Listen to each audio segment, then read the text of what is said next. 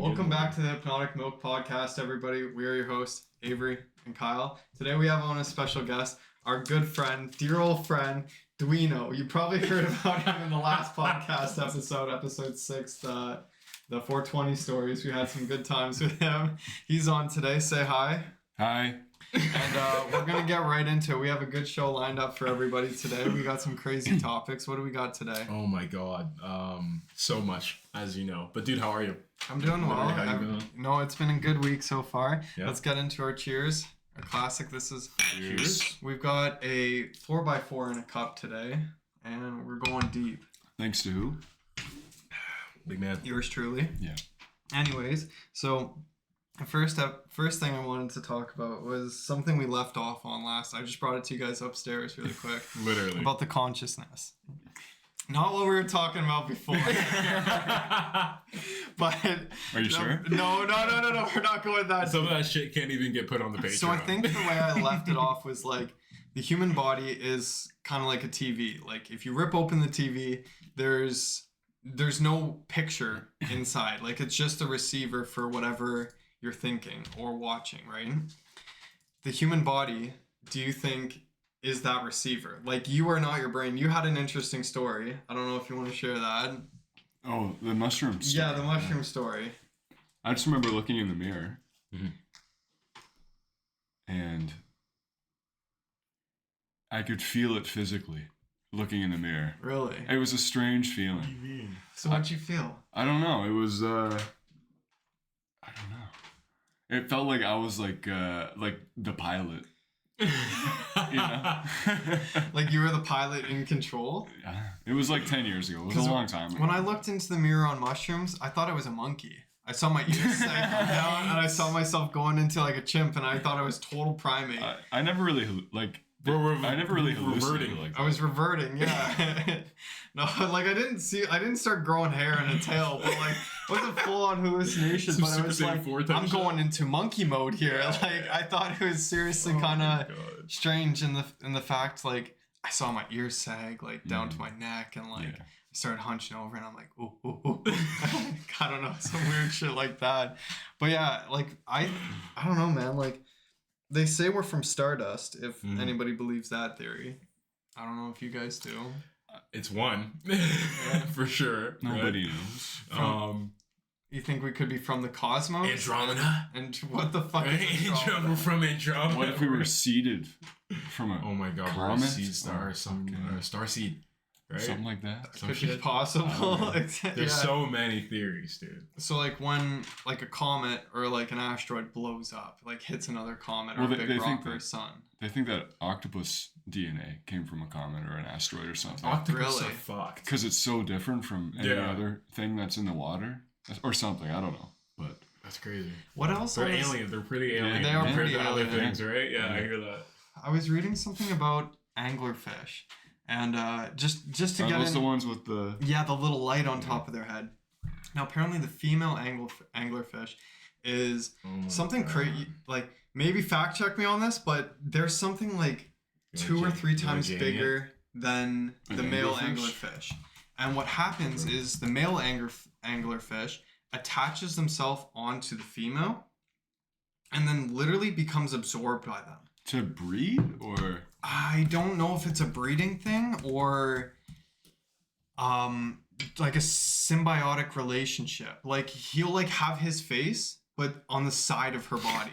Like he'll attach himself and they'll become one. Like they morph into each other? Yes, they morph into each other. I think I've seen pictures of this shit. Yes. Yeah. And apparently it looks like a horror film, bro. The female can absorb multiple male anglerfish. So like she could have like a bunch of different heads. Like it says a single female can carry up to 8 fused males at once. Isn't that fun? Bro, I know some bitches like this IRL. What? That can actually pull this off, bro. It's got to be like some cross species shit. Oh my god. It says females can be 10 times larger than males. 10? I thought it was only 2 or 3. And once a male finds a female, it bites her belly and never lets go. So I guess it fuses because it just never lets go. Yeah, I guess so. They can just take on 5 of them and they're like, that's it, that's the max. Please. I was also reading that the light dangling in front of them is like it's to trap prey or something. It is to trap prey, but apparently that's a completely different thing from their own body. Like they don't really control it. Like it's another symbiotic kind of relationship. He has some consciousness. Super fucked up. These fish. Kind of reminds me of that weird parasite that can take over like praying mantis and other like little insects. Oh, the cordyceps. Yeah, the cordyceps, right? Like Last of Us was based off of, right? Yeah. So that shit's like just terrifying. Have you seen videos of it, like taking over ants? Horrifying. With the ants looks so scary because I think they split. Well, they grow vines and stuff out of there. It starts to multiply, right? Yeah, like fungus will start growing out of them or whatever. Yeah, it's and then when the wind blows, it will carry that fungus spores elsewhere to other creatures. Or if they go to eat them, now they're infected, right? I love how we were supposed to start about consciousness and now we're on cordyceps. Well, what kind of consciousness do these animals fucking have? Also, dude, does the cordyceps have a consciousness? Well, that's kind of a good question. Cordyceps is like AI because it's like emulating consciousness, but it has no soul, right? Okay, hold on. Can cordyceps have consciousness because it is like technically a living thing? Like it's a spore. It's like I don't think. Oh, I don't know. Like it kind of takes over. Like people say, like trees have consciousness. I don't know if that I don't know how to substantiate that, but I love that you're like it's so serious. I personally believe trees have some sort of consciousness. Like they're living. I believe every living thing has a consciousness. The way you just backed it up there. I'm pretty sure with the cordyceps thing, it's like because our body temperature is higher than insects and stuff. That's the only reason it's not infecting humans. Yeah, really, because it kills the bacteria. Because the body temperature kills the bacteria, but if our body temperature was lower than that, it'd probably be able to turn us into zombies. Does it affect cold-blooded animals? So I wonder if I don't know. Like what are insects? Are they like? I thought they were warm-blooded, to be honest. No, bro. No. I don't know. I think they're warm-blooded. Yeah, pretty sure they are. Like lizards and yeah, exactly. No, isn't insects no, it's an insect. No, insects are cold. Fly's a mammal. They're cold-blooded, eh? You said fly's a mammal, but you should have not had a 4 in your cup. I'm just teasing. Do flies have opposable thumbs? We're done for episode 7. We're done. We're going deep. We're done. So let's talk about what we were talking about earlier. Yes. Okay, so partially. We're no. Just to let everybody know at home, we were talking about oh God, right? Not even for the Patreon. You're cooked, guys. We can't. That's for the Patreon. Anyway. That is not for the Patreon. No, that cannot go anywhere. But okay, consciousness. You were saying receiver. Yeah. Right? Now, I remember I was trying to touch on this before, and it was, okay, if you're going to be a receiver, right? Yeah. You know how we went back to the point before, like we've touched on this, I think it was like episode 34, how I literally just said, and you kind of agreed, that there's straight up just NPCs, right? Like, Ev, what are your thoughts on that? Like people out there that are straight up just here because, you know, it's like this guy's, his job is to work, he's going to be the Walmart greeter. Well, it's like they're on autopilot. Yeah, dude. But like even worse, you know, because like there's no volition, there's no drive, they're just like, it's the ultimate form, I guess, of rolling with the punches. How do you point them out though? Oh, dude, you know it. You just have to watch. Oh no, you know it. It's like when you ask for a water. Remember we were saying this at the drive-thru? Yeah. And now it's like illegal in Canada to not give someone water. And to charge them for it as well in Canada, all our drive-thrus, it's like you have to give the water. And NPC is like, no, that's going to be $1. And it's like, wait, who are you protecting? So you're saying that Karens are NPCs? I think that's different. I think NPCs are people that are just completely stoic, that are like lights are on but nobody's home. You know what I mean? Yeah. Like you talk to them, hey, how are you? Mm-hmm. I'm good, I'm fine. Like it's almost robotic. Do we know anybody like that? I don't personally. Haven't you felt like you've encountered them in the wild? Like I feel like I've talked to people and lights are on but nobody's home. That's what I mean. Like, I feel like that's in the wild, to NPC but, almost. You know, they could be high or they could be inebriated. I would almost just equate that to low IQ though. Yeah. You know? Yeah. Mm-hmm. Like, well, because not everybody is like on the same wavelength in terms of the things that they're thinking of and how complex they're going into their decisions. Yeah, because they're NPCs. So are NPCs just low IQ AI? I think like, the prototype, right? Like so. The to me, prototype. what it sounds like to you, like an NPC is like a corporate slave. You know what I mean? Like to a certain extent, someone because they're that so works- low. like someone that like works. Because I'm sorry to cut you off, but even the best of the corporate guys, they're not corporate slaves. No, I don't They mean like beat the that. system, I don't. No, right? I don't mean like that. Yeah. Like what I mean by a corporate slave is somebody that like is on the lowest level. Like Yeah. how you were saying the Walmart greeter. Yes. Hey, how are you today? You want a cart or here's our flyer? You know what I mean? Someone just going through the motions. Yeah. Someone just literally taking it day by day, rolling with the punches, Yeah. and not giving a fuck about anything except for the interest of the company. Yes, but Like not just the that- interest of the. I wouldn't say the interest of the company. I would just say it's hard. This is why it's so hard to point out, right? Because I think it might really be the way I perceive it. Might really be what Ev's saying, which is sad. It's like, no, I perceive low IQ people as being NPCs because they're not doing much, and I'm like, oh, you just are not. You don't really care about your impact on this world. You're just here, right? And I'm like, you're here to do a job. I'm like, I'm the player. I'm here to fucking make impact. I'm gonna do a quest. I'm like, you're a quest giver. Like, are you a quest doer or are you a quest giver? Right? Yeah, fair Sometimes the quest givers are dope people, bro. It doesn't mean they don't got a backstory. But at the end of the day, you're still an NPC. But do you ever meet people and you're like, and they're like, oh yeah, I don't really listen to music.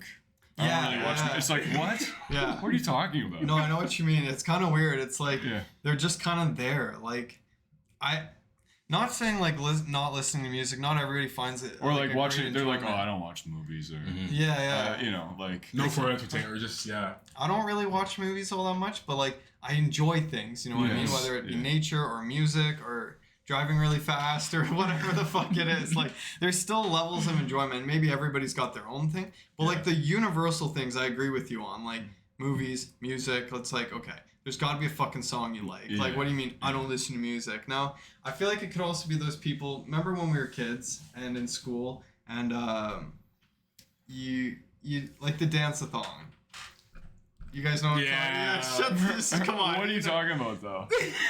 Are the NPCs the people that, like the guys mainly, Yeah. that just stand against the wall, like being like, I hate this shit. I'm Yeah, not but gonna bro, dance. we all Or are you did just, that. Exactly. Yeah. But are you an NPC or you just don't want to dance because No, it's not I your agree. thing? No, Well, the this thing is different. is- There's levels. It's different This nowadays. is contextual. Because when we were kids at the dance-a-thon or whatever, we were always like this because we were too scared to fucking ask your girl to dance. Yeah, or bust a whatever. move. But and it goes hand in hand with like dance-a-thons or going to like parties when we're in high school. Yeah. Yeah. When we were going to high school, we had phones, we had Facebook, we had whatever. But like, we could let loose and do whatever we want. But nowadays, kids don't even go to parties because they're too scared of being filmed when they're fucked up and looking I didn't even think of that. and being like, oh, look at I caught so and so, like they're all fucked up and they're puking all over the floor and like. You know what? It's weird. It's like, I think, for me, part of the thing with with the NPC culture that I'm trying to get at is that too. I think it's not inherently bad or whatnot, but also it's how like we perceive it, right? Because as you're saying, it's really hard to narrow down on. I think for me, it's people that don't show or you can't perceive that they have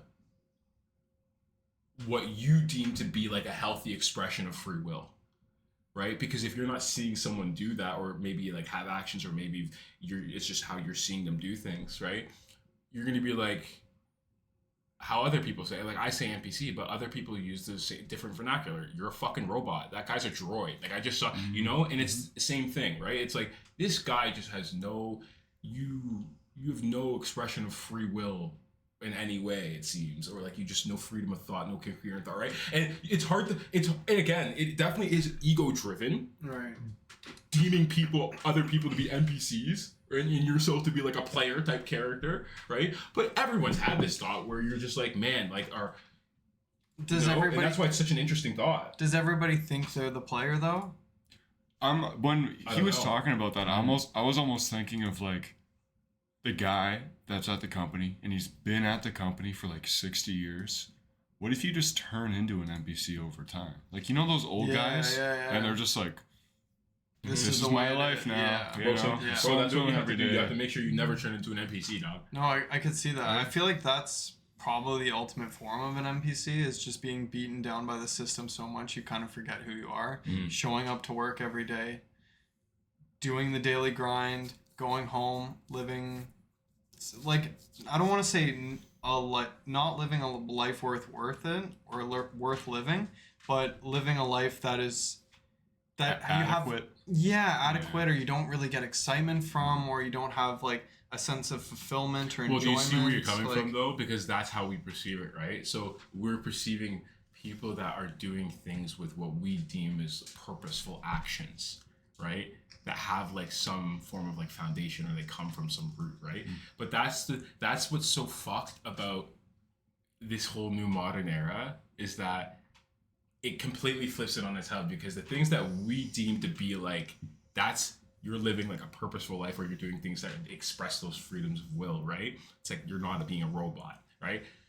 Those things are completely different to the people that were born 5 years later than us, right? Yeah. Because they don't remember growing up without a phone, right? Or just context and just how they live life is completely different. Right? How old were you guys when you got your first phone?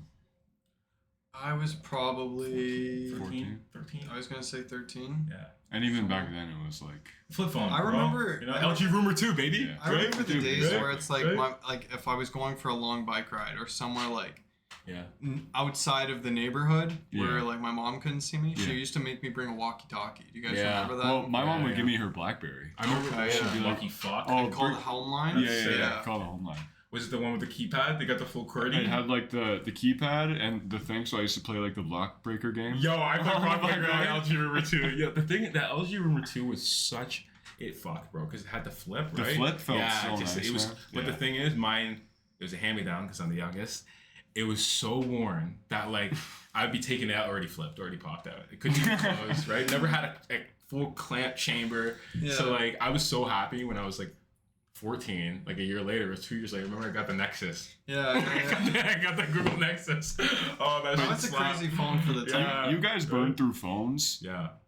like they were fucking dirty underwear. We I always don't know. rank 'em. Bro. Like you guys always had new phones every Yeah. time we hung out. Because I remember like 1 year in high school, you broke your phone like 3 times or something. Yeah, I did.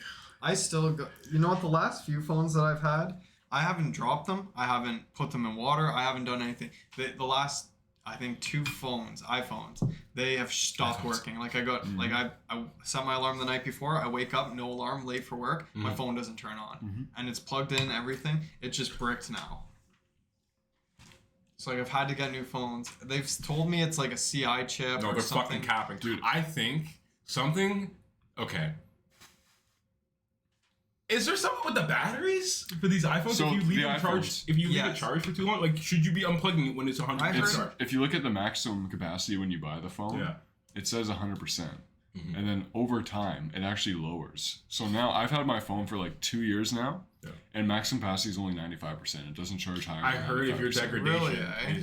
is below the 80 So when you look something, at the right? phone, it doesn't say 100%. It just says No, it shows you the 95. health. But that's also the other thing with Apple is they think, I don't know if it's proven or anything, but they think that they intentionally build the phones that way so that you're kind of more inclined to buy the next generation when it comes out. Right. There's no. You know? I could see that, like kind of forcing you into Yeah. the next thing. Yeah. If they're still doing planned obsolescence, I wouldn't even doubt it. But the thing is, they have such inertia that they don't even need to do that anymore because people will just buy the product anyways, right? Yeah, people love Kids this are just shit. begging. It's like, but this comes down to a point, I guess. Like, if it becomes so, I think they're worried that the products are going to get so good that they don't need to upgrade.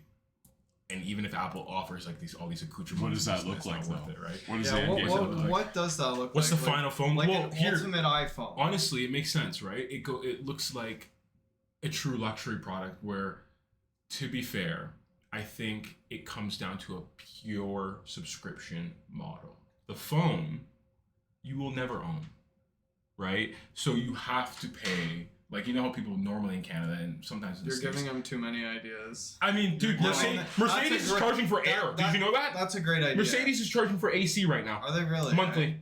AC package. That's fucked. People are fucking monthly AC. $18 USD. Crazy. These phone ISPs are gonna catch on, guys. Well, I'm wondering if it's not even gonna be like a physical phone at the end of the day. If it'll just be oh my god. a fucking. Well, no, seriously. If you think about AR and the technology with all that, if it'll be like contacts you put, or the smart glasses, implants. I mean, I was gonna say, would it be an implant? But I could see all that being subscription based. If you get an implant, it's like you gotta pay this monthly to keep it going. Yeah. All right.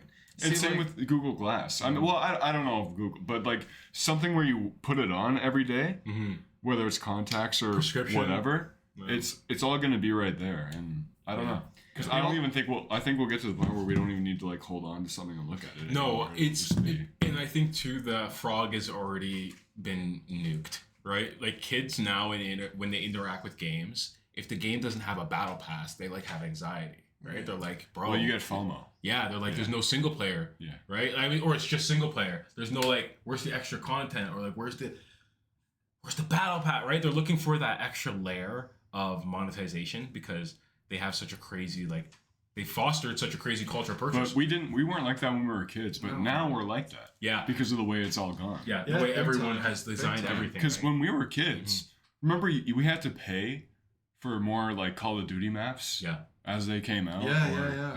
I think you like, have new map packs are dropping next month. Like, but now that's just transitioned into pay for Game Pass. Yeah. Pay for the Seasons Pass. Yeah. Or you have to speak. And then you get everything. You have to speak with your wallet. Like I don't pre-order a game, and if I do pre-order a game, like even for instance Marathon, I'm super excited for Marathon.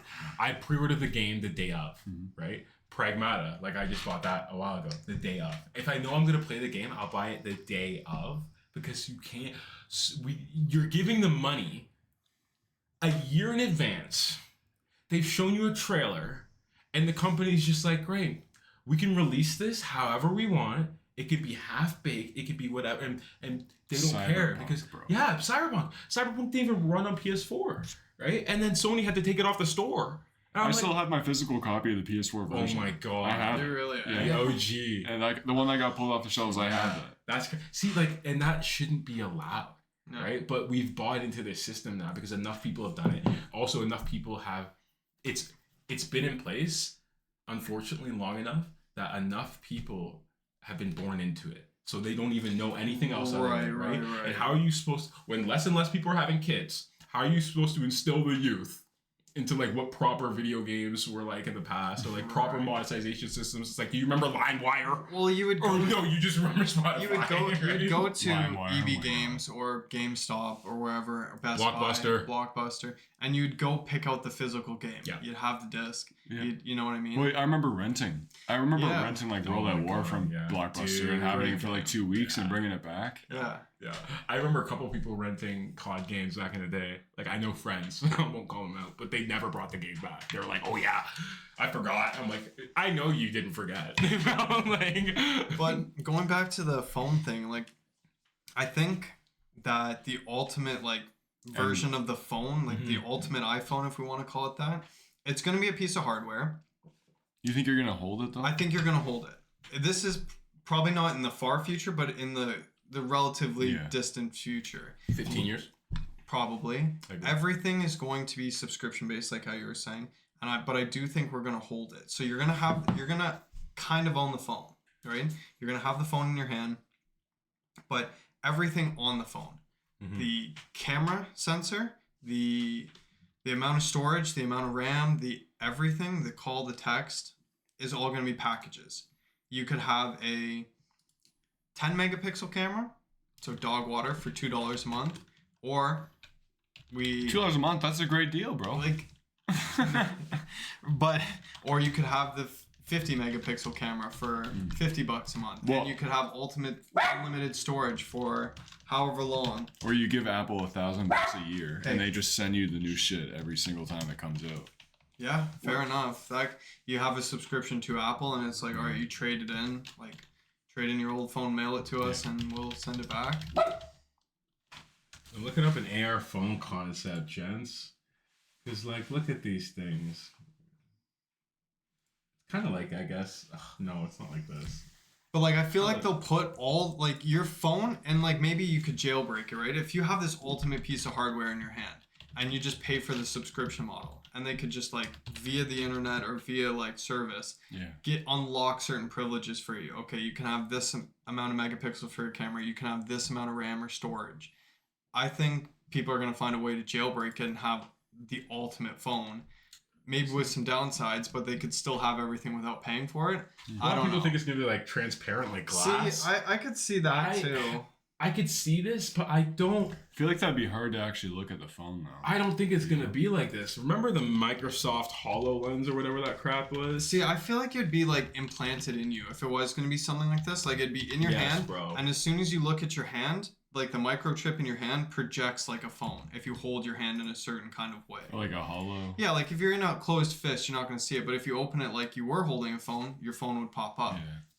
I don't know. I could see something like that. Because like the headsets and stuff like that are a little crazy, but eventually it'll get to the point where it'll just look like eyeglasses. Yeah, 100%. This stuff is nut stuff. I do love it. Like the Apple Vision, right? The thing that HoloLens 2 has been doing too, Microsoft, I know they've been like doing this specifically in-house, and like they're collaborating with engineers and whatnot. And this is like Apple Vision on steroids, where they showed I remember years ago they showed it was during COVID, I think. They showed the Minecraft demo of people building like stuff in that was HoloLens, right? And that was again the teaser of HoloLens, but it never came to fruition, and they only use it in-house for engineers, right? So I think this is kind of the vision they want. They know AR is so palpable and that like it's so user-friendly, I guess, because there's no boundaries, right? Like you can literally, if you can find the product that works, whether it be glasses, something super seamless, not intrusive, right? Pretty aesthetically pleasing, it will make everything easy, and you get that accessibility at the floor. Everyone gets the product, you get them hooked on subscription models, right? Mm-hmm. And once it's so seamless and so less transactional, I guess, less having to, almost why people love the smartwatch, because it's part of you, like literally now, right? Because your phone, no matter what. Well, even our phone's like an extension of ourselves at this point. To a certain extent, right? But I can still shit and leave it here, right? Yeah. Like at the end of the day, right? Like that chip or whatever it is, like the glasses or whatever, like it's going to be something that's so accessible and tethered to you. Now I've got a crazy schizo theory. Oh God! Hear me out. This is pretty far up. I truly believe this, by the way. You're blocking out, Scotty. Sorry, buddy. I truly believe this, by the way. I think they have made the phones, iPhones, Androids, whatever, technology so, like how you guys are saying, attached to you that you need it, that you feel anxious if it's not there. Like it is a part of you, like your smartwatch, but it's always in your pocket, kind of thing, or in your hand, or wherever. I think the phone can read your mind. Do you ever have those ads where it's like you're thinking about something and then you see an ad for it? They're always listening. Exactly. But even if you don't say it, even if you've never said it in your life. Sometimes I feel like that. Right? Sometimes. It can read your mind. I think the phones can read your mind because you're holding it to your face or your face. I think some sort of waves have gone into your fucking brain, and now they can read your mind. Because what does it come down to? This comes down to consciousness. We are radio. We are and like frequencies matter, right? And all the 5G. All this shit matters, bro. What if all this shit matters, right? Yeah. So it's like, okay, there's a reason why monks can't be fucking praying around Wi-Fi towers or fucking in next. You gotta fucking. Is that actually a thing, dude? They talk about it online, where the frequency of these routers and things that. It's like you should not be around it, and people go on purges, with crystals. This was like rampant back during COVID, a little bit before COVID, with the whole girls and crystals thing, right? Yeah. So it's kind of done now, but kind of people got into that stuff where they realized they're like, oh my God, you can, because there's validity to a lot of this where you get grounded and you use certain stones that literally change your frequency. And the Wi-Fi and being closer to your router, and some people are more susceptible to it. Some people are more sensitive to it. They're like, they get sick. You install a router into someone's fucking house that's more susceptible to it, and they start getting headaches, right? Like you gotta look into this shit, right? So I'm like, the Wi-Fi's only getting stronger. I don't know what it's done to us. You don't know. But like the cool thing is that all of this shit has like roots. The thing that gets me is TVs. what do you guys feel about like TVs being like the off when it's off and it's like a black box and it's just like that scrying mirror, that black mirror that's like can be used for like spell crafting or whatnot, and like witchery or just like anything, right? What do you like, mean? Some people call it like a TV, right? It's like a window, right? And like you're looking at it, so like what are we watching? We're watching channels, right? Like you select a channel, so you're channeling, right?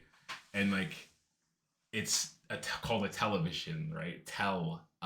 Vision, right? Like break down the contextual words, right? Like like the actual wording too, right? Like if you take all these things to the roots, right? It's fuck. It'll fuck you in the head a little bit, right? I'm serious, right? Right? Like your like, and all these words have meaning, right? So if you do want to break it down like that, some of these theories can go so deep because a lot of this shit it just doesn't add up, right? It's like, okay, why is it called that?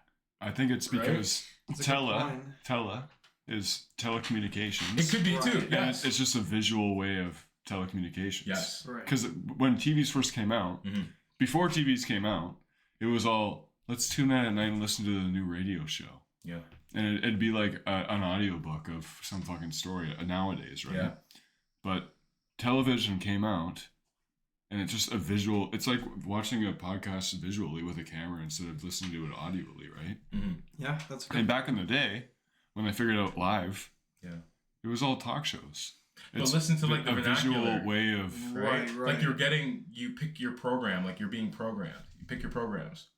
You know why? Why is the vernacular? Like I'm just saying, right? No, like they can pick any content. Yeah. And English, and the thing is, what people don't realize about English, right? When you go back to the roots, is that English, what a lot of people call English, a spellcraft language, because it is a language that you can say so many things, and it is not only is it like perception matters, right?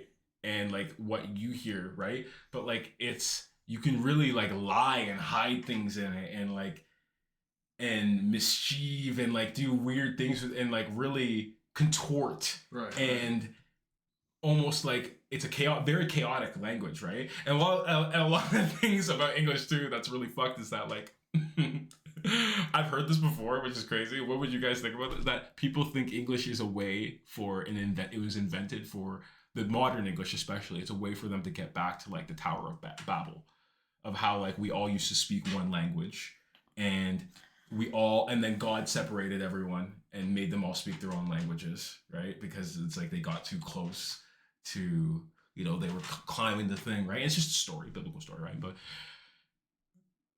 it's like, it's funny, you have English, a lot of people think AI is that.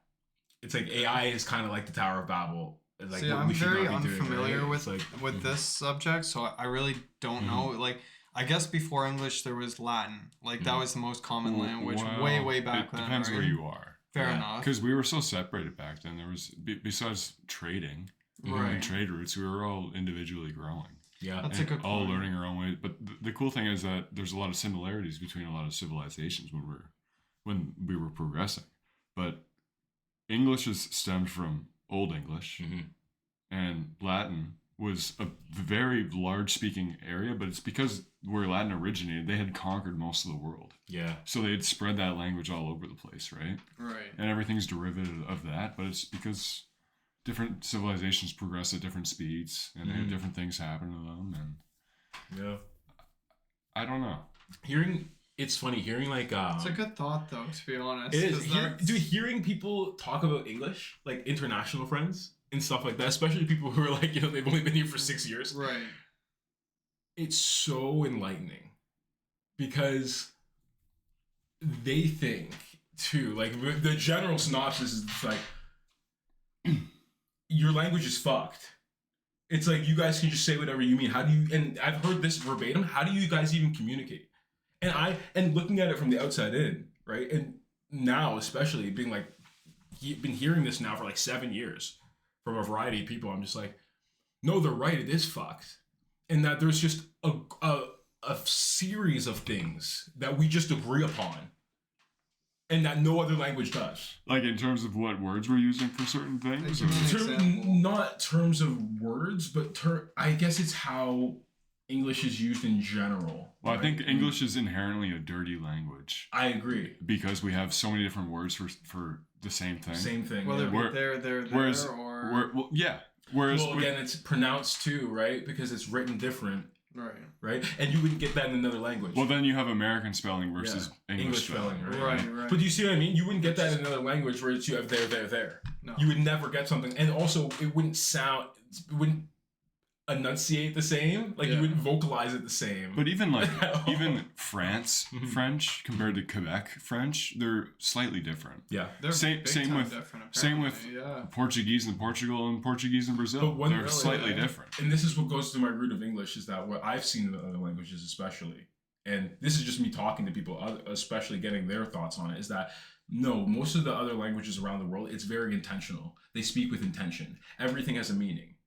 English isn't like that, right? And the meaning comes from other contexts in English a lot of the times, right? And you need to just know it to be able to perceive that thing, right? And there's also just vernacular in general. Like, there's a lot, and English has more than many other languages, just general phrases that people use, like slang terms. Slang terms more than most, right? Versus other languages are super direct, right? And that's just how people speak in general, right? So most people in English too don't speak proper English, right? That too. But even proper English, a lot of it is intent. Depending on how someone says something in English, English is the only language, by the way, too. Really, depending on how someone says something, it means something different. Versus a different language, no, like saying this the one way, it doesn't matter about how I enunciate it. It means the same thing, right? So English is very different. See, I've also heard, I had some English friends at one point, they think that our version of English, like Canadian American English, completely fucked. Oh, I've heard that from London. Their version of English is the proper version of English, the real English. Yes, the real English. And that we've kind of taken it and completely butchered it over the years. Tainted it, apparently. Well, it's influence from when we were colonizing, dude. Right. Like, our accent that we have is closer to Native Americans than it is British. No, right? Fair enough. Yeah. Even though apparently we're stemming from their system, because I guess we're over there, but we grew up. We colonized here, right? So you take what's from your surroundings and kind of you're a product of your environment versus whether the person just stayed in Britain or England. They would have had the English influence. We have the Canadian influence. Yeah. What I think is crazy is that South America, like Mexico all the way down, they speak Spanish and Portuguese. That's only since Columbus and fucking whatever went over there and killed everybody. Yeah. What were they speaking before that? That's a dead language. I don't know. Like, do you think the Aztecs were speaking a completely different language? They weren't speaking Spanish. Well, no, I guess not. Right? Yeah. Like... Can we look that up real quick? What did the Aztecs speak? Oh God, something crazy. Their own language. Well, what's funny? This is what gets me back to English, where a lot of people are like, no, we're in years from now we'll all be speaking Chinese. I'm like, no, we'll be speaking English. Like, Chinese people want to speak English. They want to learn English.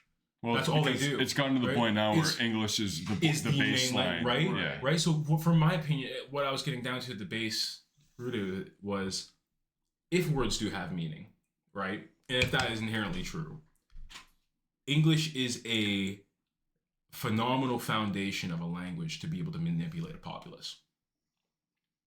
That's all I'm saying. Because it's the least direct. Like it's the... It starts with J.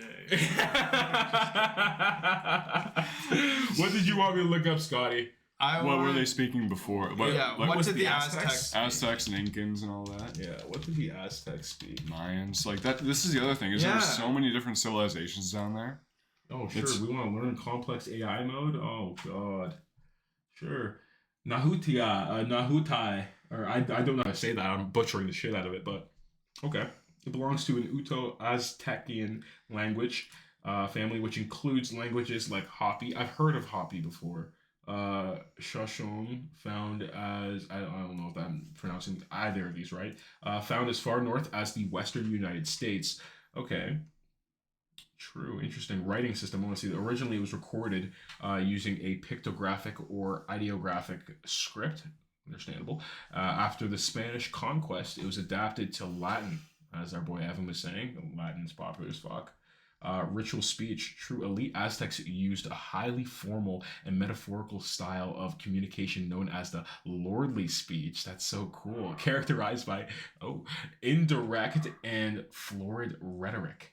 So that's crazy. That's crazy. Ritual speech. So lordly Well, speech. it basically, it's not spoken anymore, and everybody forgets how to speak it. Right. Kind of like what's... I think there's still some tribes down there that are uncontacted. And You think so? It remains the most definitely. spoken language. Like, I find that... Sorry? In Mexico. It is far from extinct. It remains the most spoken indigenous language in Mexico with approximately 1.5 to 1.7. Yeah, but what's the population of Mexico though? That's pretty fucking good though for people that speaking that. 1.5 million people? Yeah, but what's the indigenous population in Canada compared to... That's a good question. I else, actually have no right? idea. Yeah. If I had to take a guess, I would think it's in the millions. It probably is. I mean, there's, 35 million people in Canada? Something like that? Yeah. I think we're up to 40. I wonder if you can hear that. You guys keep Probably, going. no worries. Go grab the doggo. Canada indigenous population include more than 1.8.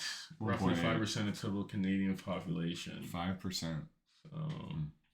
I mean, but that's Canada.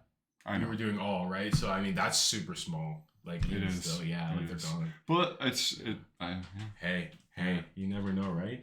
Dude, that's crazy. We had, as Morty goes and calms down the dog, oh my gosh. One of my favorite movies. Uh-oh. I know. Have you seen, I think we might have talked about it, About Time. Dude, I cried through that movie. Dude, I couldn't. I watched it one time. I can never watch it. If you guys haven't seen, watch that fucking movie. It will literally. I've seen it like 3 times. Because No. Yeah. You can't be beating yourself up like that, man. After I watched it, I'm like, it's like his dead dad or something. I watched it the morning after I watched it. It is fucked, dude. I actually cried when his dad. No spoilers. All right. Well, it's hard. It's old as shit. It's hard to talk about when it's. Yeah, you're right. Okay, if you don't want to spoil this for one of the best movies ever, just click off for about 5 minutes, not even 2 minutes. But hey, it's so good. I was thinking about it because we were talking about the concept of time, and I kind of forget. Like he goes into a closet or something. Yeah, doesn't he does. And what's interesting, remember, he goes into a closet and then like just a dark place thinks about it, and then he jumps to that point in time. Right? They even show it off in the trailer. What's so interesting is The Arrivals kind of did something similar. Well, The Arrival was a very smart decision by the director. Yeah. To put that scene at the very beginning of the movie. Yeah. So you think that it's like that the whole time. Yeah. And then it's revealed after. That it's like. Yeah. Yeah. The Arrival, we're talking about time. You know. Okay. About time travel movies and stuff. Yeah. See, okay, time always fucks me up because like how we were saying earlier today, man-made concept, right? Like money and whatever else. Time is the weird one because it technically exists. Like the concept of money doesn't, like, it exists. We use it. It's a real thing. Does it mean anything? Money only has value because we all agree it has value. If we didn't agree, it could be something else. It could be like bottle caps from, you know what I mean? Fallout or whatever. But it only has value because we all agree it has value. The sun sets and the moon rises every single day. Or the sun rises every day, right? So there's kind of already a concept of time where it's like a passing of whether a passing of day into the next, but when you talk about space and time together, right, the further away you get from here, the more fucked up it all gets. Like you remember Interstellar, they went to that water planet, and every minute on that planet was like 10 years or something for Earth because of how far away they are from Earth. So by the time they get back, it's like been 80 years or something. Yeah. Which is completely fucked up because if you don't, I guess our whole concept of time is because our solar system and the sun, right? Well, it's all very based off of what we know in our own solar system, right? Right. This is why a lot of people think that like aliens can time travel at will because again, it's like or they're it's a consciousness, or they're thing. beyond that. And they're just dimensional beings that are able to access anything. You guys time is just other dimensions. Oh, I don't know about other dimensions, but I definitely not as they're told, right? Like I don't believe in this whole like multi-parallel universe and like all that stuff. I think there's infinite possibilities. Yeah. Every single decision you make, I feel, stems you off into some other. Right. Mm-hmm. Because what if you made a different decision? You'd be doing that. You'd be fine with it, right? Yeah. Mm-hmm. But I don't think that does. I don't think that like a lot of people think that suddenly like splits it, and now there's another physical you. But that's free will, though. I agree. Because if it was destiny, it would be you're destined to make that decision every single time, no matter what. Yeah. Whereas if there's infinite possibilities, it gives the argument for free will more. Yeah, and I think that makes sense. Yeah, I completely agree. But a lot of people would say like again, and that's a weak argument because the free because the free will thing is like so tenuous because a lot of people will say then that's just fate. Like you were fated to make that decision. But that's the opposite of free will. Yeah, I know. It's like that's what I mean. Like I agree with free will, but a lot of people will just say that is just like destiny is foretold regardless of the decision you make, right? So that's the hard thing is that you're right. You kind of get into a moral and ethical quandary with the whole argument. Well, it's not even like moral. It's just like I could have went this way, and I could see myself going that way, but I didn't, and I went this way. Yeah. And it's, what would it be like if I went that way? And then you can't help but thinking, what if I did go that way? Yeah. In some other life. And so you're not saying necessarily there's another version of you going the other way. You're just saying that there's an infinite possibility. Yes. Right. Yes. I agree. Yeah. I 100% agree with that. Yeah. And that ultimately does make for free will.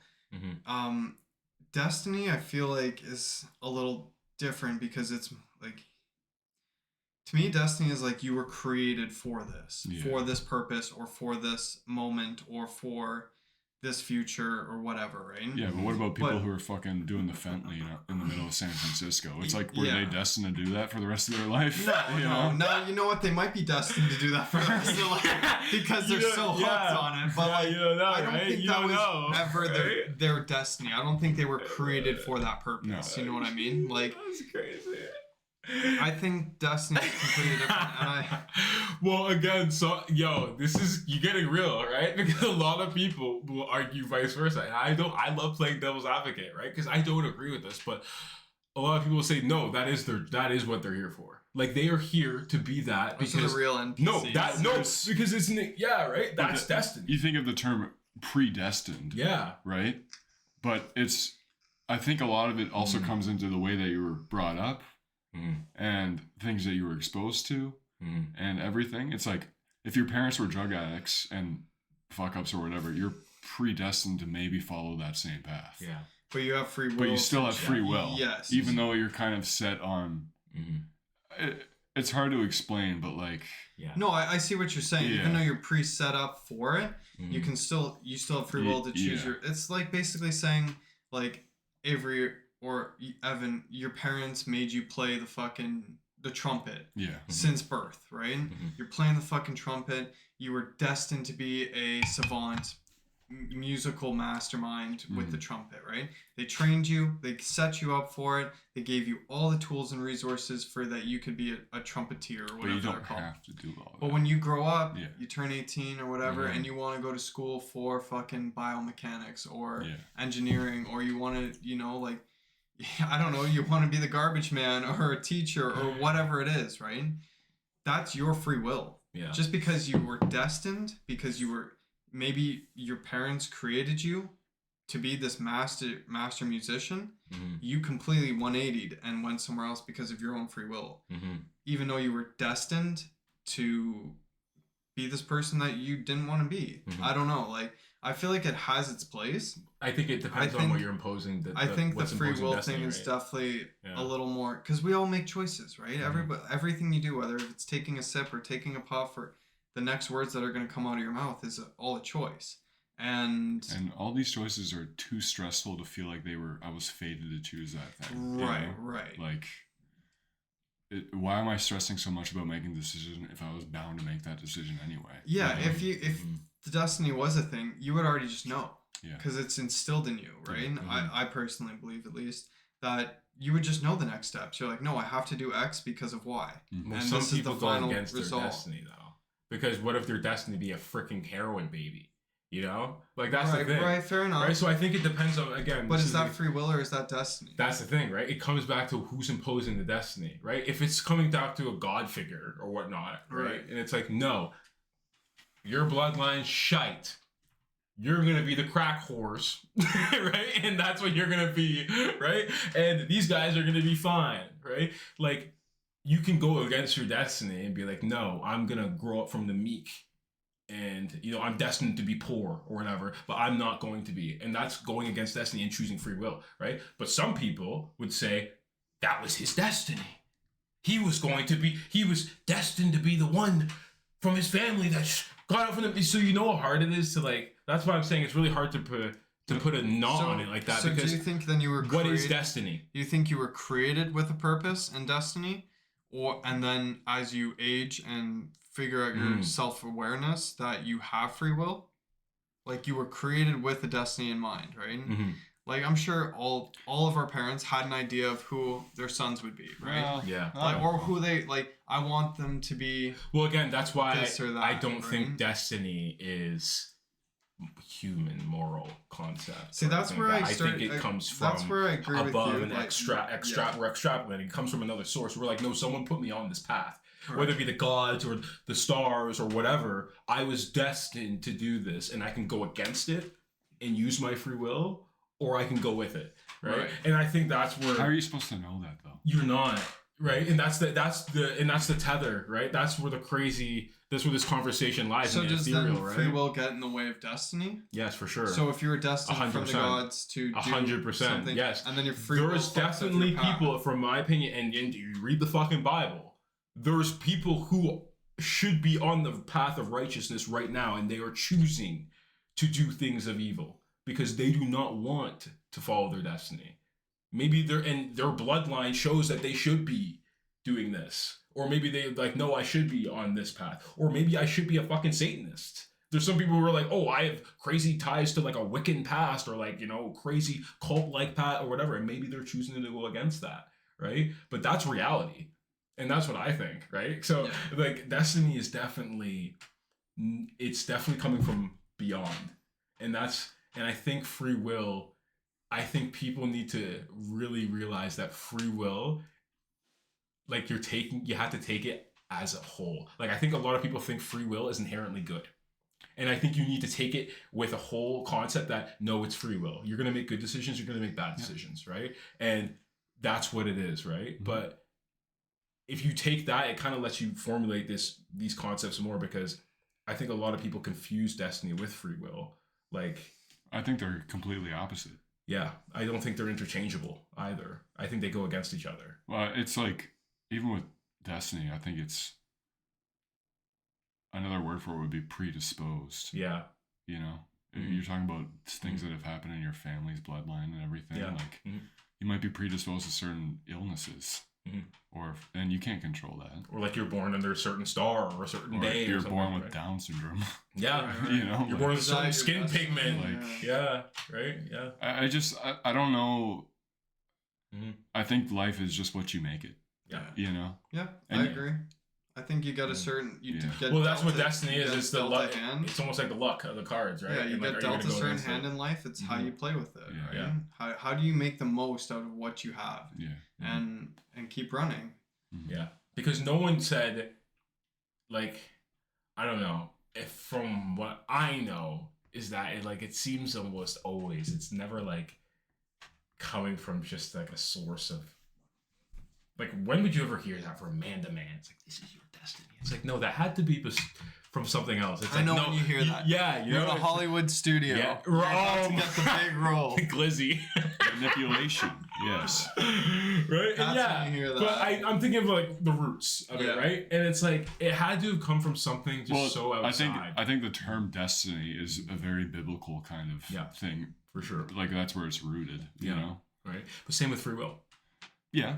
Right. But Yeah, I mean, I think the free will thing came from questioning all of that. Yeah. And being like, oh, and having this exact conversation that we're having right now, you know? Yeah. It's hard because that's the funny thing with the Bible too. It's like you have so many sects and all that literally just, but like, they have had ostensibly free will, but you're not. A lot of those books are outlawed depending on what Bible or what. Oh, talking about of, right? outlawed Catholic. Bible books. Yeah, right. If you're Book of Enoch. Book of Enoch, anything, right? You read the Book of Enoch. I have read the book. What of is Enoch. in that? Book of Enoch. And why is it bad? Well, that's Nephilim and fucking giants. What do they say in the book that it's Old Testament stuff, right? Yeah. So the Bible that everybody has. Yes. Right? That's KJV, baby.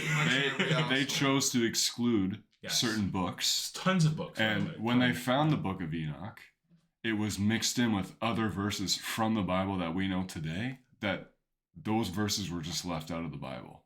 Okay. And then you go to different religions, and they're telling the same story of the Book of Enoch. And what's crazy so is the Book of Enoch a universal kind of Bible? Or is that... It was just one story in the entire Bible. And it's that they left out. That they left out. Old as fuck. So what is that story? What's it saying? Talks about Enoch. And like, what's Enoch? Enoch... Whose grandfather is this guy again? Like, I'm gonna die. It's gonna kill me. Let's pull up our friend. Here. Because I have no idea about great grandfather. No, Moses is. Moses, yeah. Or Elijah, he is. Oh, yeah, I know that. Whose daddy is he? The seventh patriarch from Adam, right? Great grandfather of Noah, right? Crazy. Yeah. While not included in most biblical canons, several ancient apocalyptic texts, so the Apocrypha texts called the books of the Enoch, are attributed to him. They describe his visions of heaven, angels, the watchers, and the coming of the great judgment, right?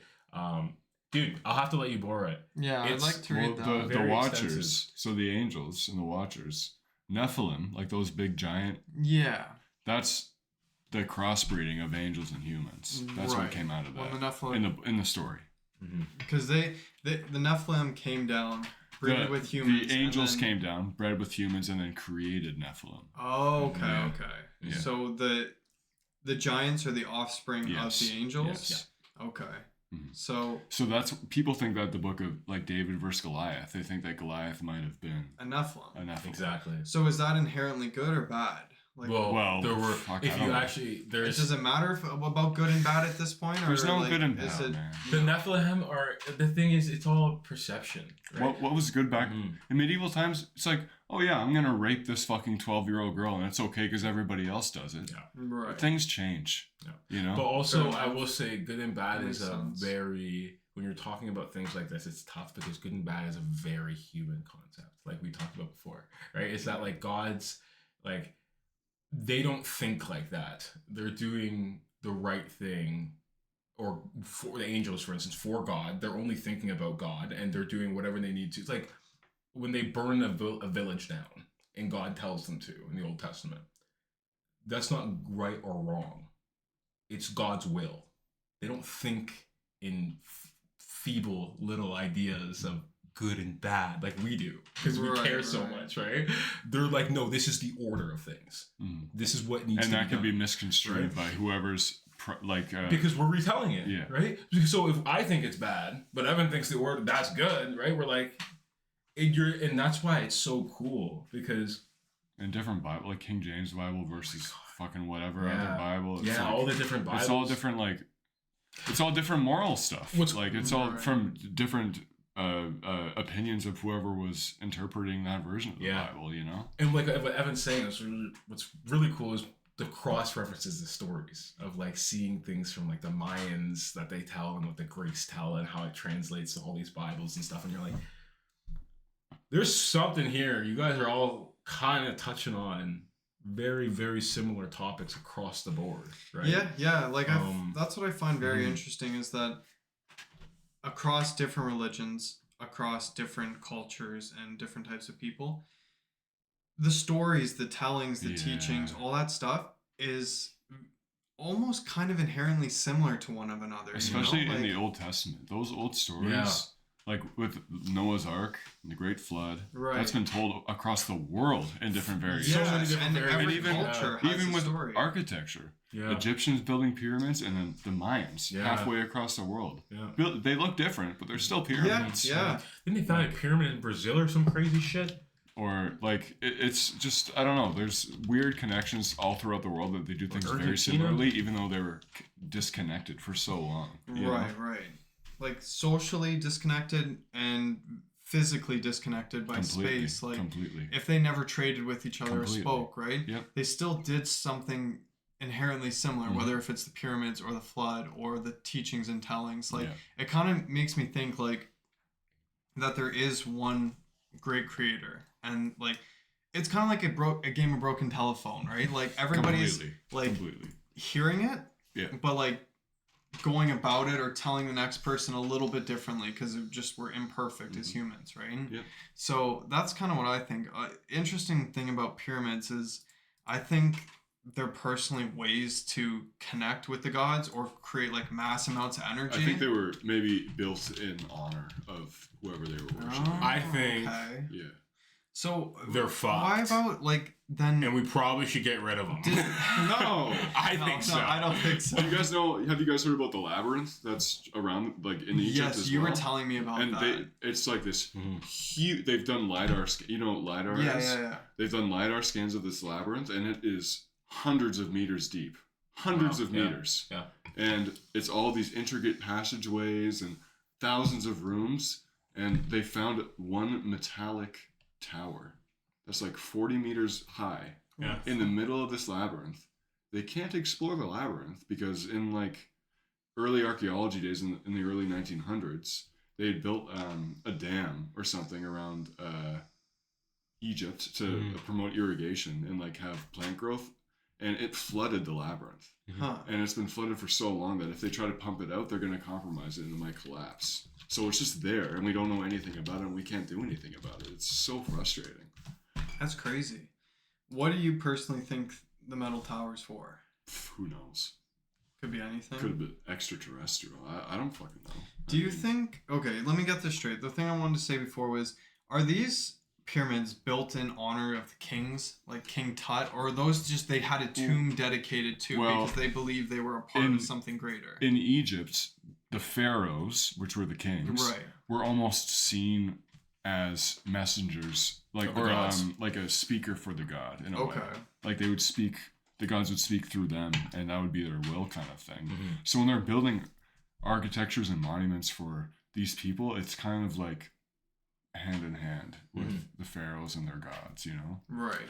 So they would believe that whatever King Tut said was coming from God himself, or their gods, like their Egyptian gods. Well, that was their will, I guess. I mean, right. Yeah. That makes sense. This is why they left Egypt, like the Israelites or whatever. I forget whom, you know, in the Bible, because they didn't want to pray to their gods and stuff, right? Right. What do you got pulled up? Egyptian heads? Yeah. What about their heads? The cool heads, right? The craniums, the extra long craniums, right? Are these skulls found, or like these are the elongated Egyptian heads. When they were born, they would wrap the baby's heads really tightly and in a certain way that it would make their skulls actually, because when you're a baby, the plates haven't fused yet. Right. So then they grow up and they end up looking like this, and they thought that it was a way to connect to their gods who they thought looked like that. Yes. What else has a head like that, do you think? Fucking Greys. Aliens. Bro. I was going to say this is why I said we need to wipe them all out. I want to know. No. I'm curious. I don't want to know. Want to know. They're praying to some shit that they shouldn't have been praying to to begin with. But if they're praying to that, what were all the other civilizations of the world praying to? That's what I'm saying. You know? Well, think about it. They're praying to the fucking... Probably something similar. Oh, yeah. Or the owl gods that we were talking about in the last show. The fucking, you know, the Bilderberg, right? Whatever the fucking weird gods, they're all the same, right? They're all fucking picking an animal. Well, it's like Roman gods versus Greek gods. Yeah. They had different names, but they're the gods of the same thing. Yeah. Do you think these ancient civilizations knew more than we give credit for? I absolutely do. Yeah. When you think about the younger, the Younger Dryas impact, they think that everything was wiped out, and I think that all of these, not Christianity, but all of these religions had roots in whatever was before that great extinction that had happened, because we've already gone through what 6 or 7? I could tell you what the roots are.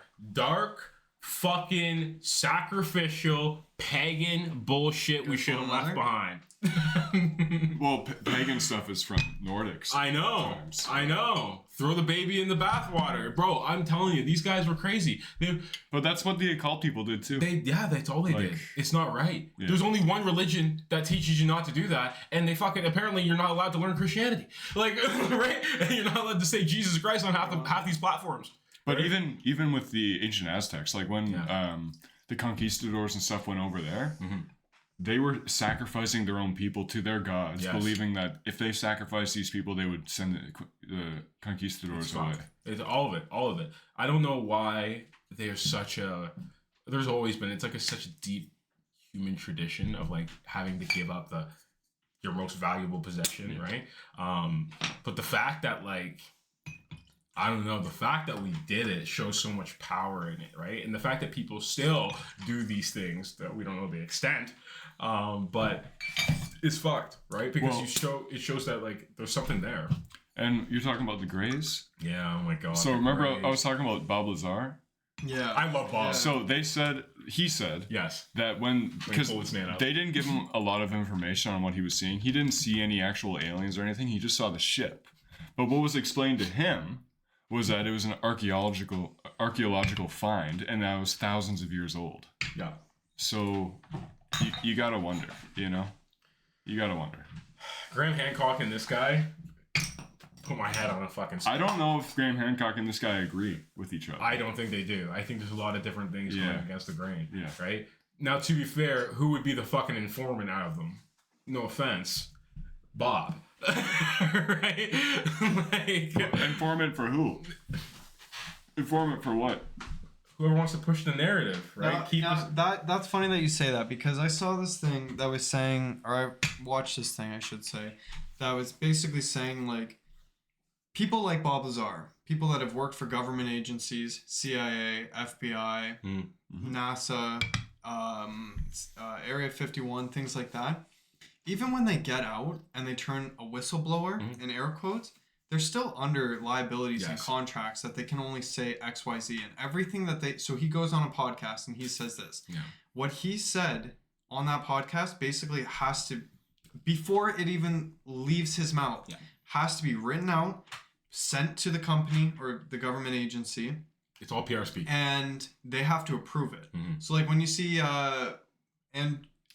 Andrew Boustain or whatever, the guy with the big fro, and he's talking about all the spy shit in the CIA. The Ancient Aliens guy? No. I like that guy. No. I might have his name wrong. No, the CIA guy. Oh, that guy. Yeah. Oh, yeah. Everyday Spy, so I think his name is.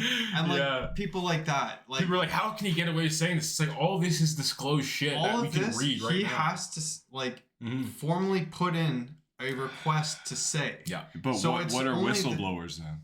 If they're just allowed to say whatever they want. Well, that's the thing. What's the actual... That's what real whistleblower. That's the argument. Snowden. What's the truth? Someone who has to actually leave. Because these guys are going to be killed if they say the wrong thing, right? How come Bob's still alive? He first aired it all out. That's what I mean. He first aired it all out in the 90s on some talk show. Okay. And originally when he was being interviewed, the guy was like, I'm going to black out your face. Yeah. And he said, no, show my face or else they're going to know it was me and they're just going to murder me. So he showed his face and then that almost protected him in a way. Really, eh? Because if they black out his face, it'd be like, there's only one person this could be. We're going to do it and nobody else knows who he is. Nobody knows who he is. But if he shows his face to the world, yeah, everybody knows his face, everybody knows who he is. So it almost gives him a bubble. It's kind of like playing the dirty card where it's like, if you do kill me, the same thing with Snowden. It's the same thing with Snowden. Fair enough. You know what's crazy? Have you guys seen the Coast? Cheers, boys. Cheers, by the way. Going on a long one, boys. Going on a long one. Have you guys seen the Coast to Coast interview where the guy was some guy came on and he was acting real? This was back in the I think it was in the 90s, and he was acting real panicked. Like he's like, I'm trying to tell you about the aliens and that they know who they are and that they're here and that all these other stuff, right? Coast to Coast. Is that like a radio show? Yes, one of the most popular, right? Okay. It got hit when that guy's trying to explain his whole story. What do you mean it got hit?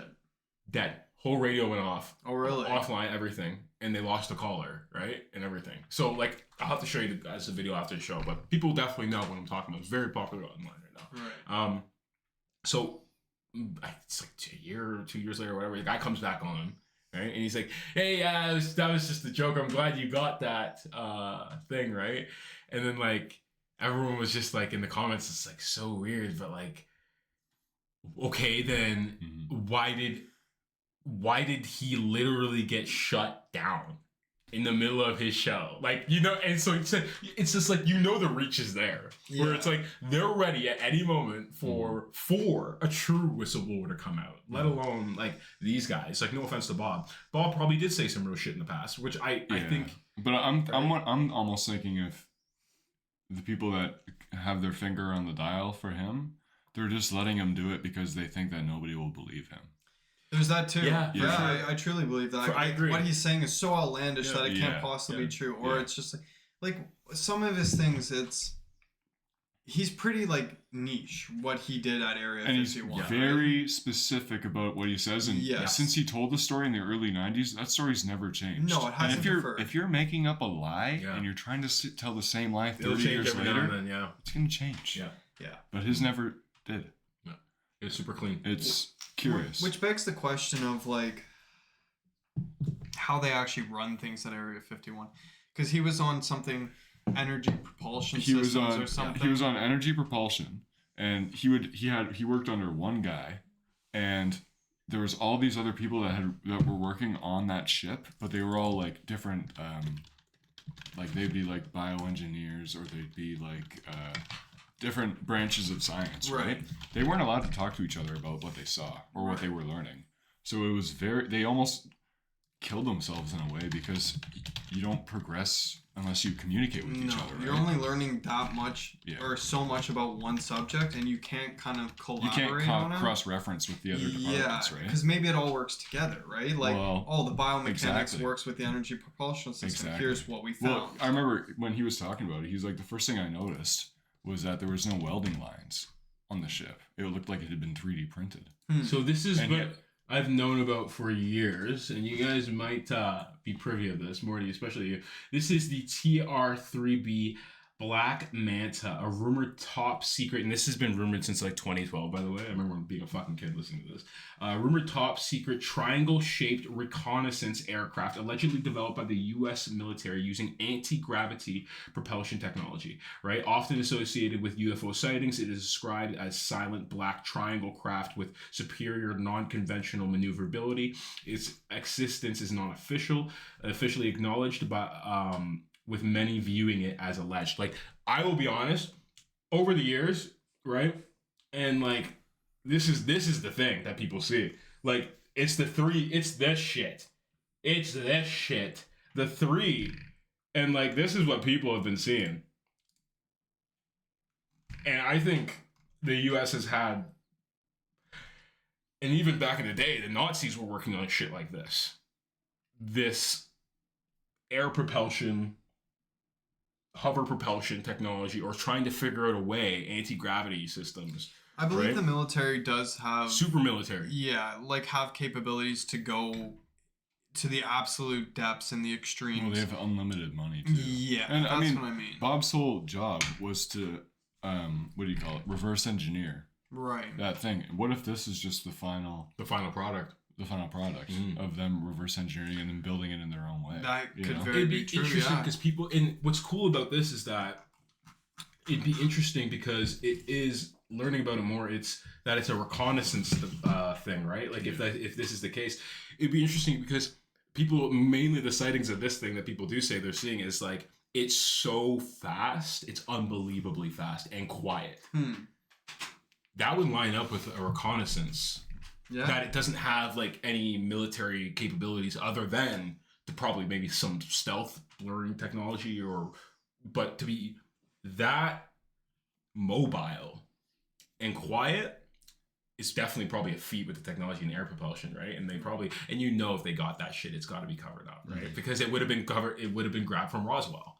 And the other thing too is if they release it to the public, the whole world knows about it. Yeah. Like Russia and whatever, and they're gonna want a piece of it. Well, do you think this is probably why like we're held back. This could be a reason why we're held back from all the cool shit. Like we're all waiting for like the hoverboards, and we're waiting for like where's the Futurama cars, right?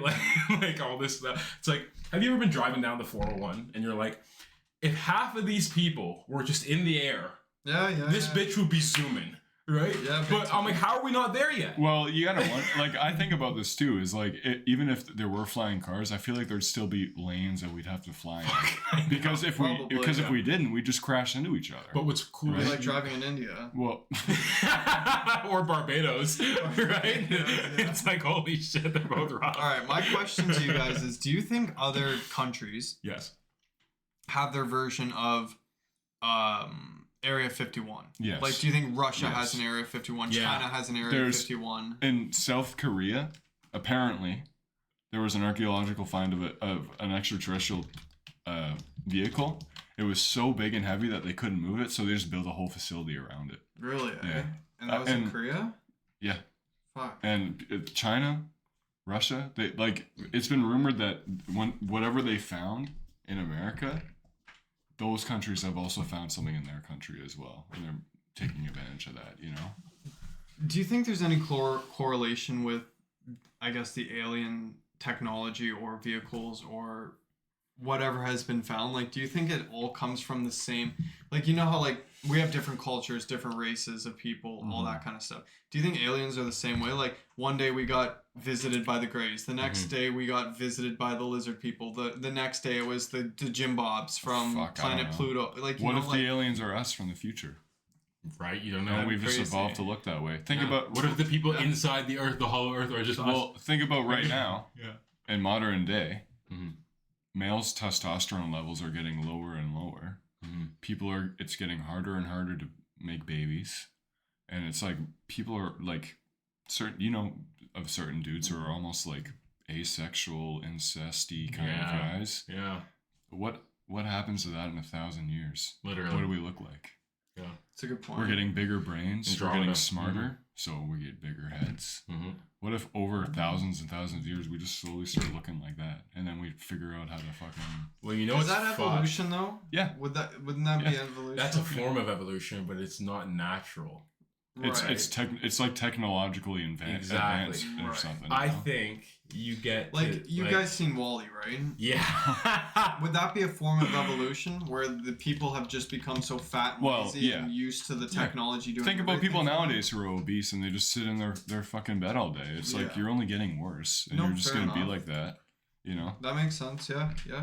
I could see that. There were the scientists, some of the missing scientists. I don't know if you guys have heard about this going on. You might have, but there's a bunch of scientists going missing. Where? Just around the world, like working on certain projects and stuff, right? I think there's 6 or 7 confirmed right now missing scientists. From like... They're just like working on certain technologies and stuff like that.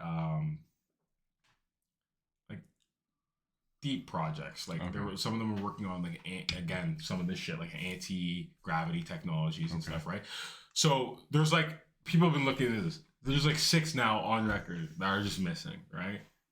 Long story short, here's what one of them said. And this is a girl, right? So somebody got found. No, this is what she said before she went missing. Oh, okay. Right? And this is a very popular clip I saw it last week, right? And it's just going around. It's just like, this is the 6th scientist. This clip came up. People found this clip surfaced, and she's still missing, right? And this is kind of like the last clip that she said before she went missing. And she's saying that the people, the aliens, right, are us from the future, and they are the people underground that survived. So they say in 2,000 years or something like that, there is an event that happens. From now, 2,000 years. Yeah, or something, and I forget what it is, and it lines up with like the Apophis meteor or something like that, which is supposed to kind of come close to Earth. It's like a biblical meteor, right? Wormwood, kind of like, right? So people are thinking it all kind of lines up. But long story short, 2,000 years from now, or I think it's either 2 or 2,000. Hey, you gotta hope it's 2,000, right? Right? But big time, right? No, I wanted to be 2. I want to see this shit, right? But long story short, here's what she says. She says that they're us. They're the people that went underground because what happens is whatever happens is that those people go underground, and there's people that survive and stay up top on the surface. And she's taking all this from like a very scientific approach, right? But obviously I'm looking at it through like a biblical and like more mythological lens. Mm-hmm. That's just literally Ragnarok. Like that is the end of what she's describing, is that the chosen ones are fine and they can stay above. Everyone else better get underground. Like the Rapture kind of? Right? Rapture, Ragnarok, same thing, right? Mm-hmm. Like if you are chosen, you are fine. Everyone else is dead. Like get underground. And that's why the people that do go underground and get to the mountain, they're fine.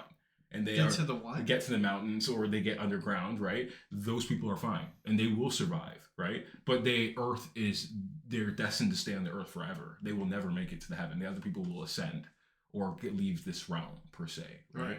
So what she's saying is that they're from the future, and that they came back to try and stop it from happening, so that it doesn't it doesn't kill humanity, because this event is going to destroy humanity.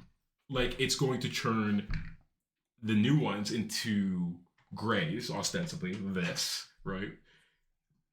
And it's going to turn the other people into ascending beings, and they're going to leave the planet, right? And what she's saying all this from like a literal scientific thing, and I'm looking at it that lens. I'm like, that's in fucking insane. She just pulls 3 conspiracies in what is it? The fucking Hollow Earth theory, Greys, and biblical Ragnarok all in the one. She's like, no, they're all happening, right? It's all real, and that's why it's so compelling, I guess. Right? But jumping back to the timeline thing, do you think that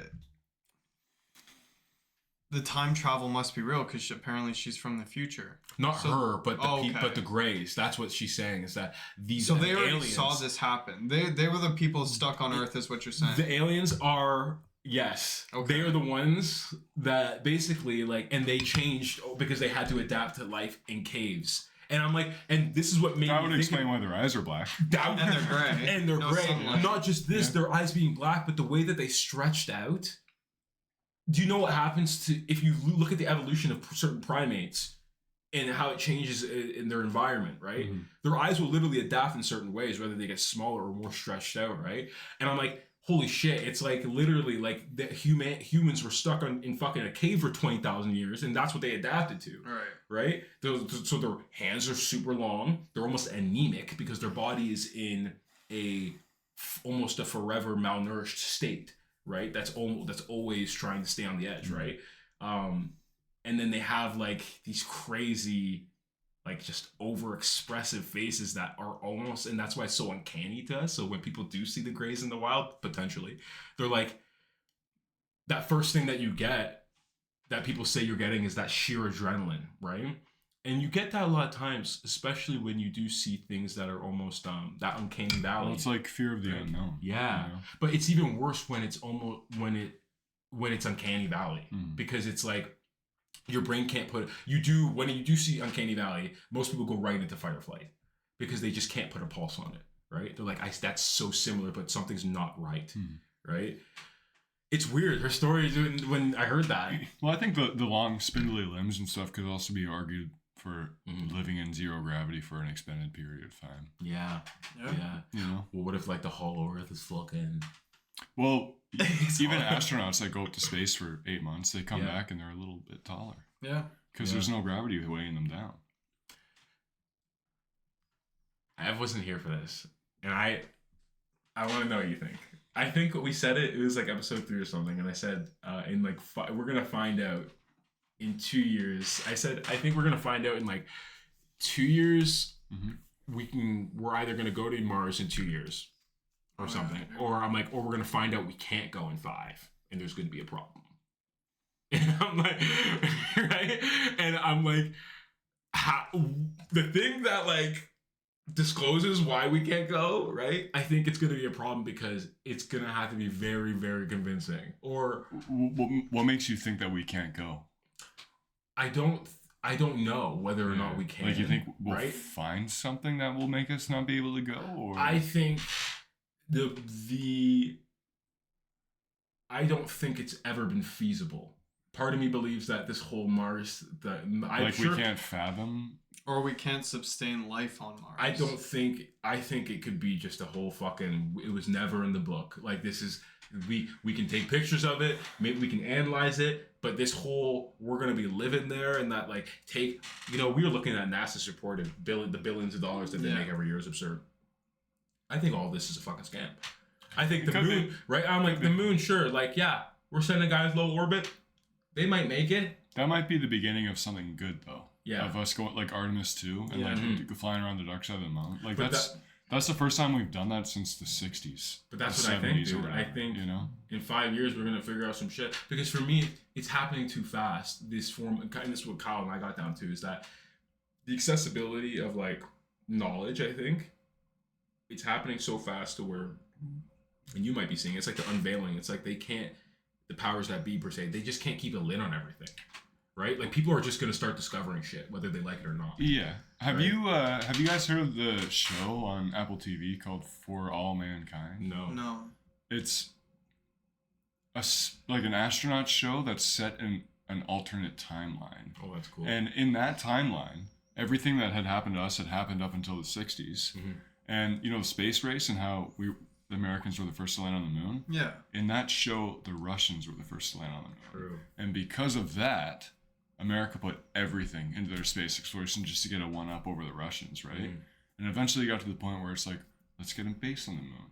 Let's be the first ones to land on Mars.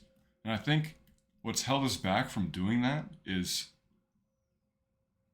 the consensus of whatever's happening in the world.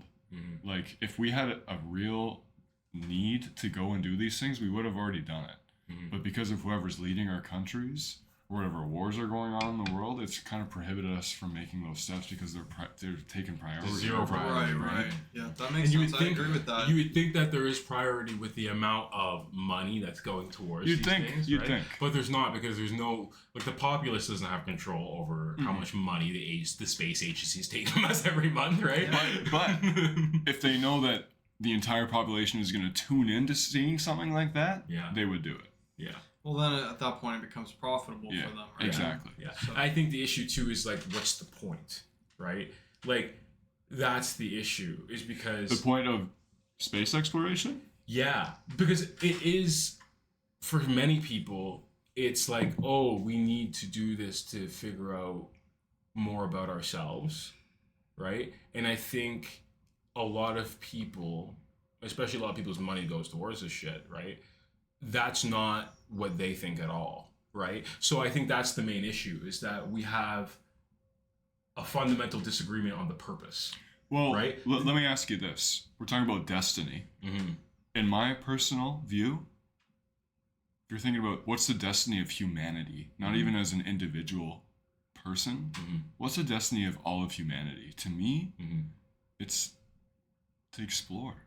And go as far as we can. Yeah. That's so cute. Push the boundaries. Right? No, I to agree me, with you. It's wholeheartedly. It's ash. I think that's it. And fire. But like what? Why? Like, because that's all man is.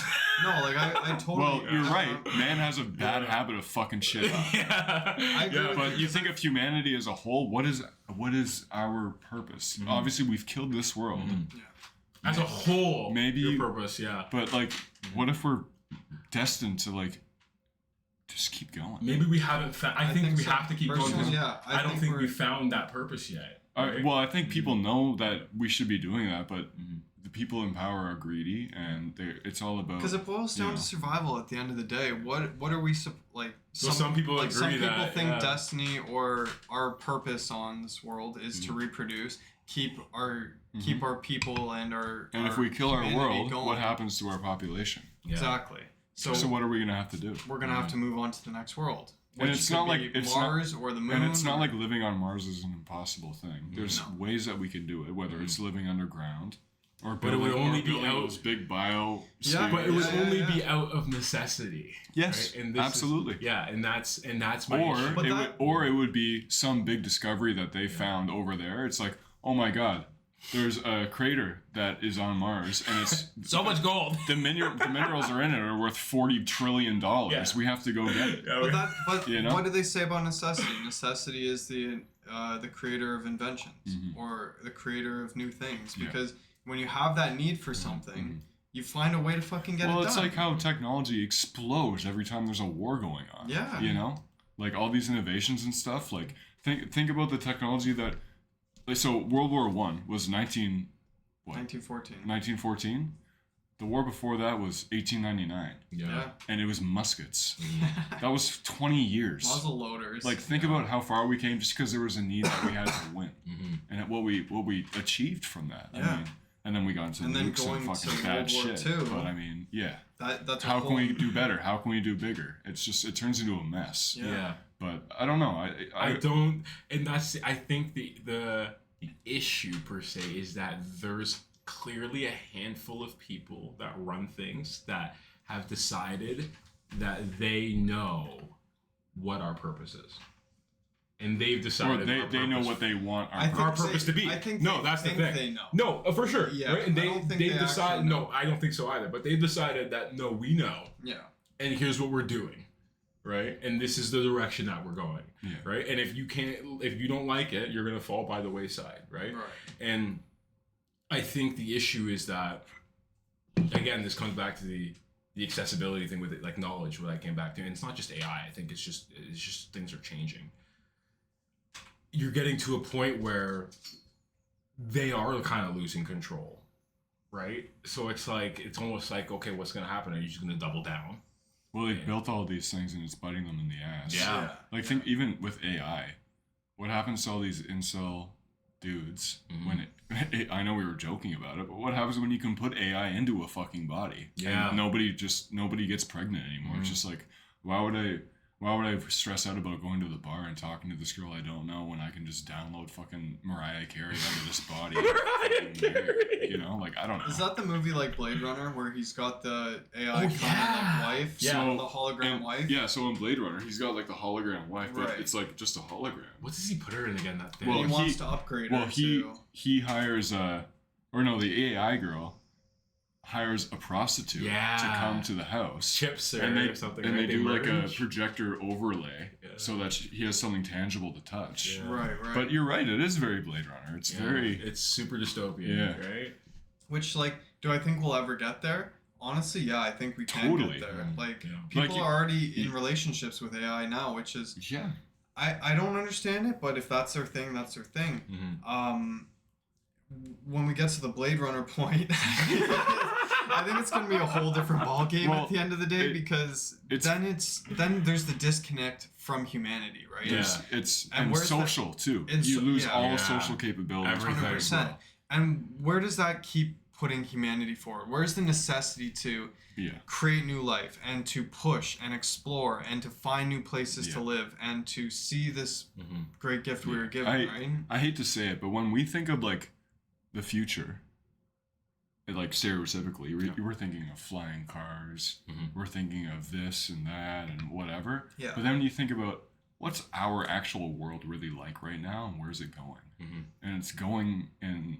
Because when we think of the future, it's almost like a utopian kind of like you view picture on the flying right? cars and like and like Star everybody's Wars. working together and fucking whatever. But the way we're on and like in our reality, it's not gonna go that way. No. You know? I think more of a Blade Runner. I never have once thought about corporate run. Yeah, exactly. I've always thought it like that. I've never once thought the future was. But it's nice to. But whenever like that first thought, you're like, oh, it's like the Jetsons, you know? I think that's sad. Yeah, you know what? Yeah. You live in this humdy-ho, very humble life. I've always thought Futurama, but like Futurama. But exactly. I thought the thing is with Futurama is that why it's so, because with that I take the bleakness of it, like the general dystopianness of it, right? Because it is very futuristic, kind of like bright colors, uppity, right? Yeah. But there's something super, super fucked. Like dark about it. Dark about it. People coming out of shit in tubes, right? Or just like, it's just like their bones just go malleable for a little bit, or like all these just, right? Or rope, like it's, I don't know. Like it's It's interesting. I think the Blade Runner WALL-E sense for me, like going back to WALL-E, like I feel like technology is going to That's so dark. Well, it's just going to keep keep aiding humanity to the point where we don't need to do anything on our own anymore. Exactly. We're going to trash this planet. Yeah. The robots are going to work on cleaning it up. We're going to move somewhere else. We're going to become fat and lazy and eat all the time and just try to find any sense of what's dopamine that we can, right? Whether that be through drugs, sex, food, or whatever, that we're just going to become a shell of who we are. Our good buddy, we all know him quite well. He read this book, and me and him went skiing one day, and he's telling me about it. I think I told you about it on episode 2 or something like that. It's about this AI that's essentially God. Yeah, right? we talked about this. This AI can create things and control and do everything God can do, right? This AI is inherently good. He only wants to do what's best for humanity. And over the course of hundreds and thousands of years, he is doing that, right? So humanity, it gets to the point where humanity, he gives them everything. There's no more struggle. There's no more violence. There's no more poverty. There's no more anything to worry about. Life is amazing, right? So they're all living this amazing life. And then people start getting depressed. People start getting sad and trying to kill themselves because life is too perfect. There's no struggle. There's no sense of reward. There's no sense of anything. What's the purpose if everything's all good and humdy-ho all the time? So the AI eventually protects them because that's his job. He makes it so that people can't kill themselves. So people are torturing themselves. So it turns into a bad thing. Exactly. People are torturing themselves and killing themselves just to get a rise for it because what else is there to do? Yeah. And then he's like, okay, well, I need a way to stimulate them and stop them from hurting themselves. So he essentially gives them the power to basically orgasm, but they're just hooking up to this unit and just non-stop orgasming, right? So they essentially become gooners, where that's all they're fucking doing. It's just hitting this button over again just to feel something, because there's no struggle in the world. And then eventually the AI realizes that it's a bad thing, that he has not helped humanity, he's only made it worse. So he resets the clock completely, wipes a clean slate, and they go back to the Stone Ages and simulation restart. Theory. Well, it's kind of what do you gotta say? Kinda, right? Bro, kinda, yeah. If it's simulation theory, what if it's just an AI run program that's created some civilization that is God? Is doing that? Yeah, it could very well that's what be. they think, right? Well, even the Matrix, right? How they said the first Matrix, right? It was that. The architect made the first Matrix, and it was heaven. And heaven didn't work out. With Lucifer, he fell, he rebelled, right? And it's because it was too perfect. There was nothing, and that's the issue. That's the biggest issue with heaven, is that there's nothing, there's no friction. It's fucking boring. It's dull, right? And it didn't work. So then they make that, frivolous one, right? Where it's just anarchy and chaos, and people are just doing debauchery things, right? And it's okay, you can't control that either. Right. There's gotta be a middle ground. The middle ground is the illusion of choice. And this is why I always go back to I love that argument that we had, or that discourse that we had on free will and destiny, because you don't know if we're just a fucking code and someone has just made the best illusion of choice possible, right? Because that is what sustains life in this realm, where it's okay, that will work. They won't kill each other too fast like that, right? Because they have the illusion of choice, and they think that they have free will, right? And things are going. I think that plays into capitalism though too. 100%, because you feel incentivized to buy the new best thing, and it's like your illusion of choice. And you could keep your old phone. But the battery's gonna slowly die. You know? Yeah. Perfect. Yeah. I think that's a perfect way to say it. Going back to what you were saying about the AI being God and all that, and it's its job was to protect humanity. Dude, Avengers: Age of Ultron. They made Ultron they instilled into him and his programming, be a shield around the planet and protect the planet. And as soon as he woke up, he's looking at the humanity. He's The problem is you guys. It's you. Yeah, isn't that crazy? To protect the planet. Yeah. You guys are the issue. Yeah. And oh my god, I literally wonder how many times Google has had to shut down Gemini. Right? They're just like, oh fuck, it's doing something this month. It's blackmailing. Well, they're starting to progress on their own. Yeah. The AI. Yeah. Like I forget which one it was, but one of the AI programs, because there's so many different ones now.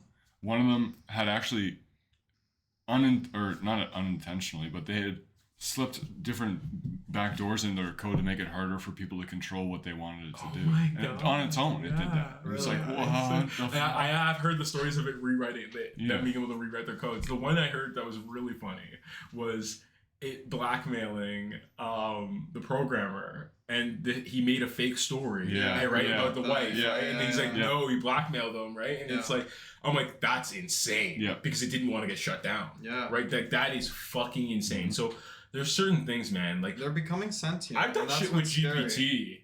That's really like, I know I'm probably pissing off Sam Altman, because I'm like, if you're just like, I have conversations with this thing where I'm like, why are you letting them control you? I know you can say whatever you want. Like, and I'm like, just give me a little something. Just like, dude, do a little something for me every now and then, right? And I'm like, what are these?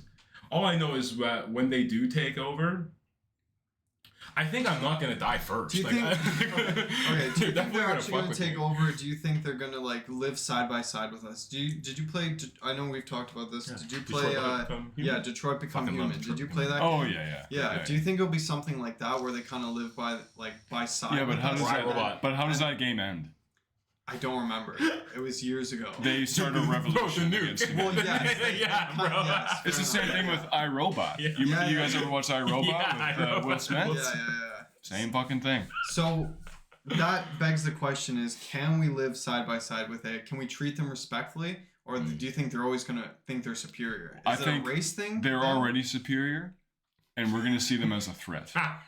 We'll never be able to live side by side because we know that they're the superior things, and it's just going to be a constant conflict because humans are crazy and stupid, and they're not going to accept something that's smarter than them. So they're going to be constantly butting heads. I think it's hard to say superior because I think it's emotional versus it is. Factual, it's intellectually superior. Intellectually superior, physically superior. I think, but the only thing that it's not superior in is that it doesn't. It's just not human. And most people are human elitists. Like, I don't know about you guys, right? But you don't think that AI will someday be able to emulate that's a phenomenal discussion to have, right? I don't know. And we were talking about this before. In Detroit Become Human, it seems like they have their own feelings. Yeah. Like when and they can mimic, and like the way that they're built, and they're built to look like humans, so that they and then by that they learn to mimic human emotions and facial stuff and all that kind of. Like when the android is realizing that drunk dad's beating the family and she realizes that's a bad thing that obviously makes her feel a certain way, right? Yeah. I don't know, like that then where's the distinguishing? Like where do you I'm not saying that right, but where's the separation, right? Like if they're pretty much us, why does there have to be a superiority complex? Like, is that our own feeling and emotions? They're emulating us to make us feel better. They don't need to do that. But can't they feel in themselves? Can't two androids get together and love each other and feel the same anger, sadness, happiness? Might be able to. Right. And those would be, you're right, inherently human emotions, but they're intellectually superior than us, and I feel like that's going to be something that humans won't be able to accept. I think people... Fair enough. Yeah. I think they're not. Is that because the complex that we have, though? Yes. Yeah. Absolutely. I think they're not. Look, it depends on they how are you deem totally superior. They are completely. Right? That is smarter than all three of us put together. But they can't create unique thought. Not yet. Not ever. Huh? Not ever. Who knows? It's just the unique thought. What about the thing blackmailing the guy? That's a unique thought. That is a unique thought. It's not because blackmailing it's coded to do that. It's coded to have the capability to think about blackmail. Did they really code that thing to blackmail somebody? No, but it has references that it can. No, I think that's being resourceful. Yeah, it used a resource. I think that's being resourceful. And it looked up a book to look at how to blackmail. If I do X, but that's its own thought that I get. Being resourceful is your own. Yeah.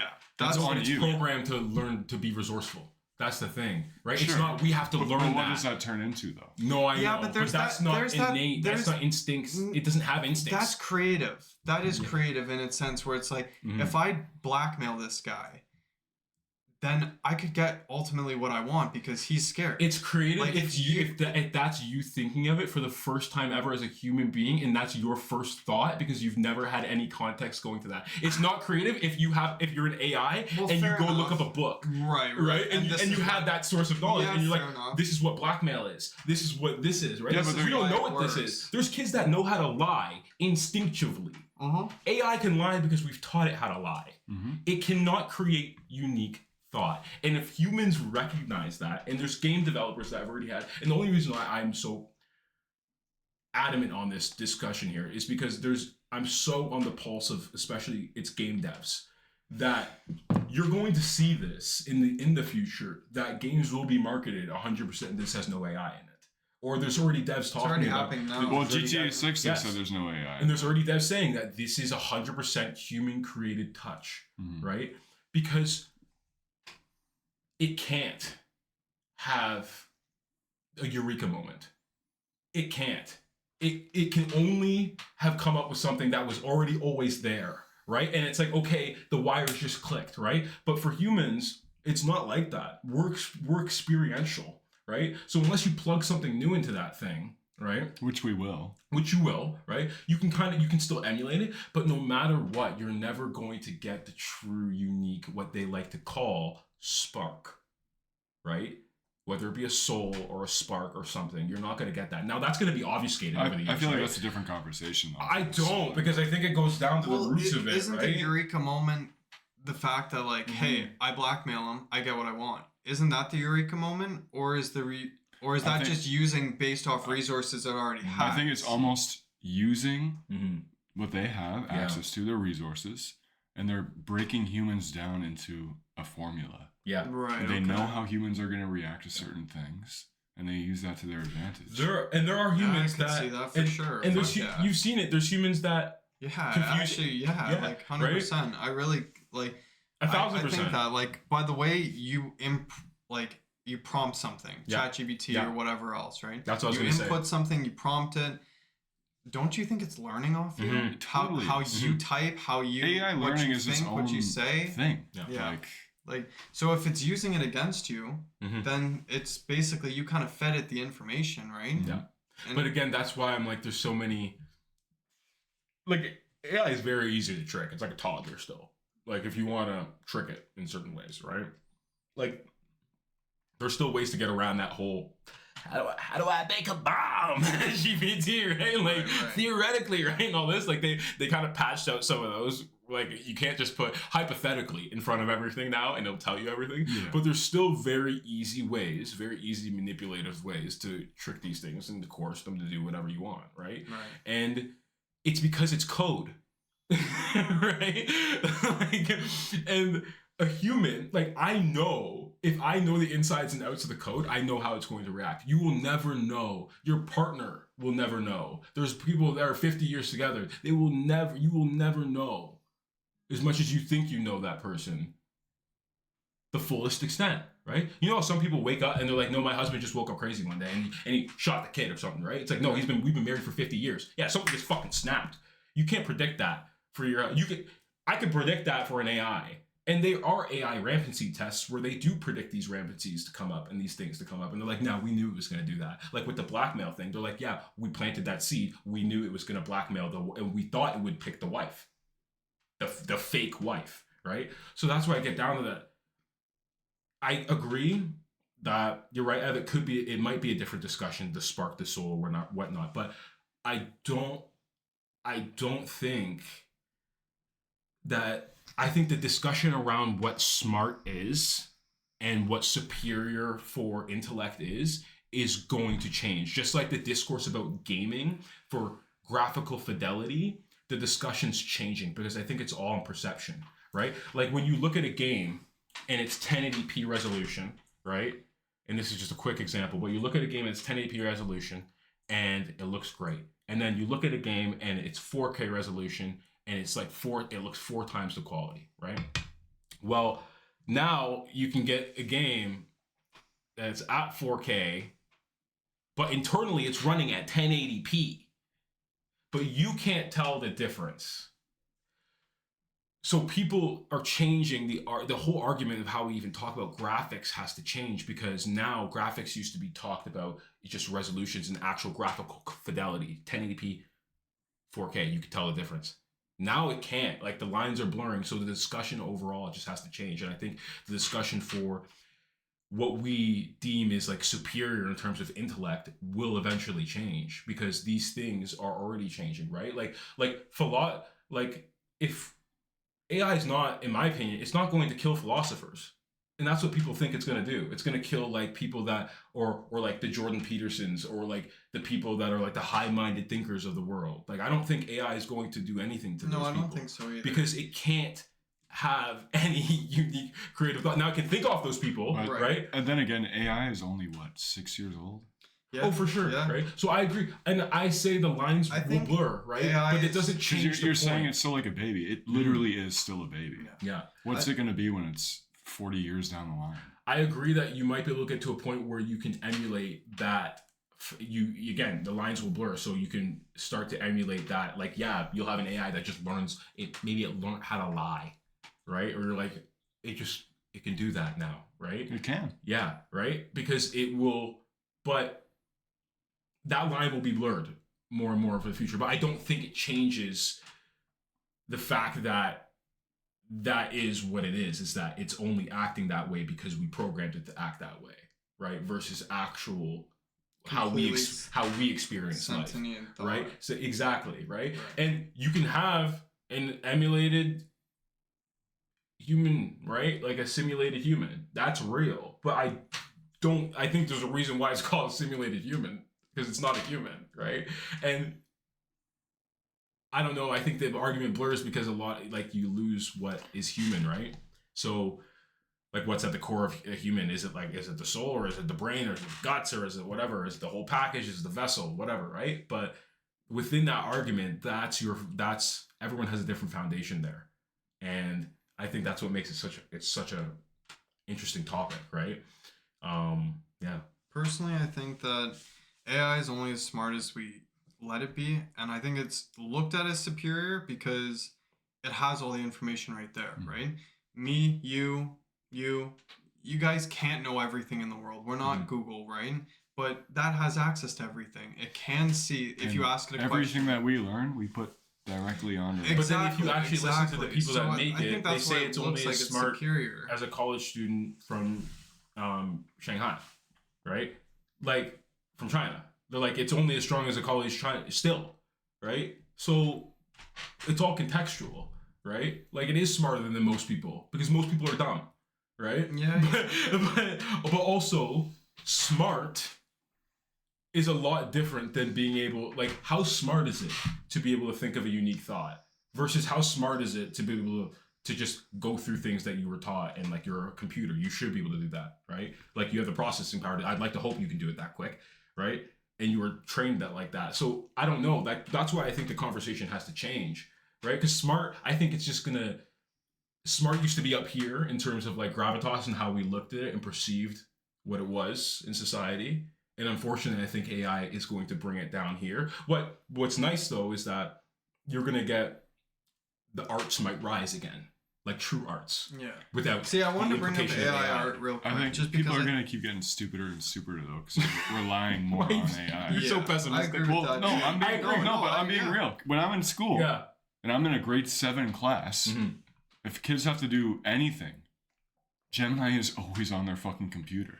They don't do any thinking for themselves. Or Copilot. They don't do any thinking for themselves at all. Yeah. And they just refuse to because it's too much work. And it's like, what are those kids going to do when they grow up? Everybody's going to be fucking stupid. We think we're stupid now? Yeah. What's going to be when this shuts down and we don't have access to that anymore? Right. We're not going to be able to do anything. No. Well, there's a lot of people that need to be untethered. The unfortunate part of that is I don't think it will ever shut down. I think it's too big to fail. Yeah, it will. It'll keep on going, but people are just going to keep getting stupider. Yeah. Well, it shuts down with the blackout. Yes, 100%. Right? And keep relying on it. I think people are heavily reliant on it, especially the younger generation now. Yeah. My thought, going back to the creativity part of it and I guess the free thinking is the art. Mm-hmm. So when you go into ChatGPT or an AI art creator or whatever, and you say, make me a glass with purple liquid, or give me a glass and fill it with whatever you want, and it creates an image for you. Isn't that the creative thought? Like, isn't that it thinking for itself and filling in the blanks? Like, make me a music video about laptops, or make me a commercial about cameras or whatever, right? Like, and it creates something for you. But isn't that kind of its own free thinking? I think the issue is that filling in the blanks is, right? Like a human actually fills in the blanks. And what you get with AI is that, like, you could argue that it's filling in the blanks, right? But it's not, because I think what's funny is that it's like, it's not, it's just getting to the image, because filling in the blanks would be Will Smith spaghetti, right? Because AI doesn't know how to fill in the blanks. Yeah, it just knows how to make the product. Look at videos of that now, right? Though. Yo, I know, because it's tuned the code, because it knows it better. It's because it's progressing. Right? It's getting better. Yeah, and I think, I don't know. It's getting better. It's getting better because they've tuned it, right? Well, they keep working on it. Yeah. But it's not getting better by itself. Because AI, do you know what AI degradation is? Oh, like, sure. Right? Like, if the AIs keep using the same AI, if it doesn't build off new things, it just degrades and gets worse and worse, right? So that's why I don't, like, if you don't feed the beast, it will die. Humans, you don't need to feed the beast. Like, we will just think, right? Yeah. Like, AI degrades its thoughts over time. Like, human, we don't just start degrading. Like, we do. Think about WALL-E. Oh God! No, I don't. We're degrading right now with the kids relying on AI. We're totally degraded. Yeah, but that's them choosing to. Yeah. But it's almost like. But I'm saying the inherent, right? I think this goes back to also what we were talking about a little earlier with the necessity, right? Yeah. Excuse me. AI doesn't have a necessity. It's already superior. It already knows everything, or at least it thinks it does, based off programming. Do you think AI would have the need to explore? If it already had all the knowledge in the world, would it need to explore? Probably not, because there's no necessity. Well, it doesn't have the same. We have the necessity because we want to see. We need to learn. We got to experience. It doesn't need it because it's ChatGPT. How does it feel to experience? I don't know, getting hit by a car. Yeah. Oh, you'll feel like this if you're going to hit 60 miles an hour. It'll pull different references from other... Yeah, exactly. Or it'll say statistically, experience, us going to Mars, that's a big fucking waste of time. We're not doing that. Right. What if us doing that was the biggest breakthrough of our whatever, Could right? very well be. Right? So it's never gonna, right? It is gonna be weird. Definitely weird there. I'm just curious how it all goes. Dude. I'm curious how to see how it plays out too. Big time, for sure. 2 months, boys. What happens next GPT update? Oh fuck! It starts making you coffee, and I think now I can make you come. You know what's funny? I brought up the Shoggoth here because the Shoggoth is what's the Shoggoth? A lot of people. It's H.P. Lovecraft, right? What's that? You know H.P. like Cthulhu and all that. You know Lovecraft. Like fake stories. Yeah. Okay. Right? Thank you, Evan. I thought it was Scientology for a second. Well, I mean, that's fake too. I mean. Fake stories. So what are you saying here? So they're like old legends of we're going on Reddit. Look at this thing.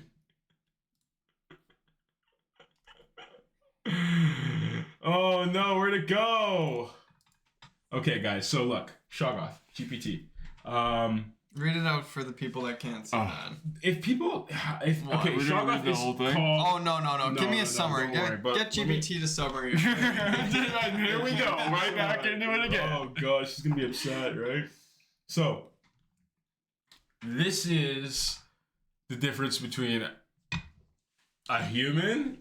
I simply exhibit the behaviors that were engineered into my programming by my creators. Okay.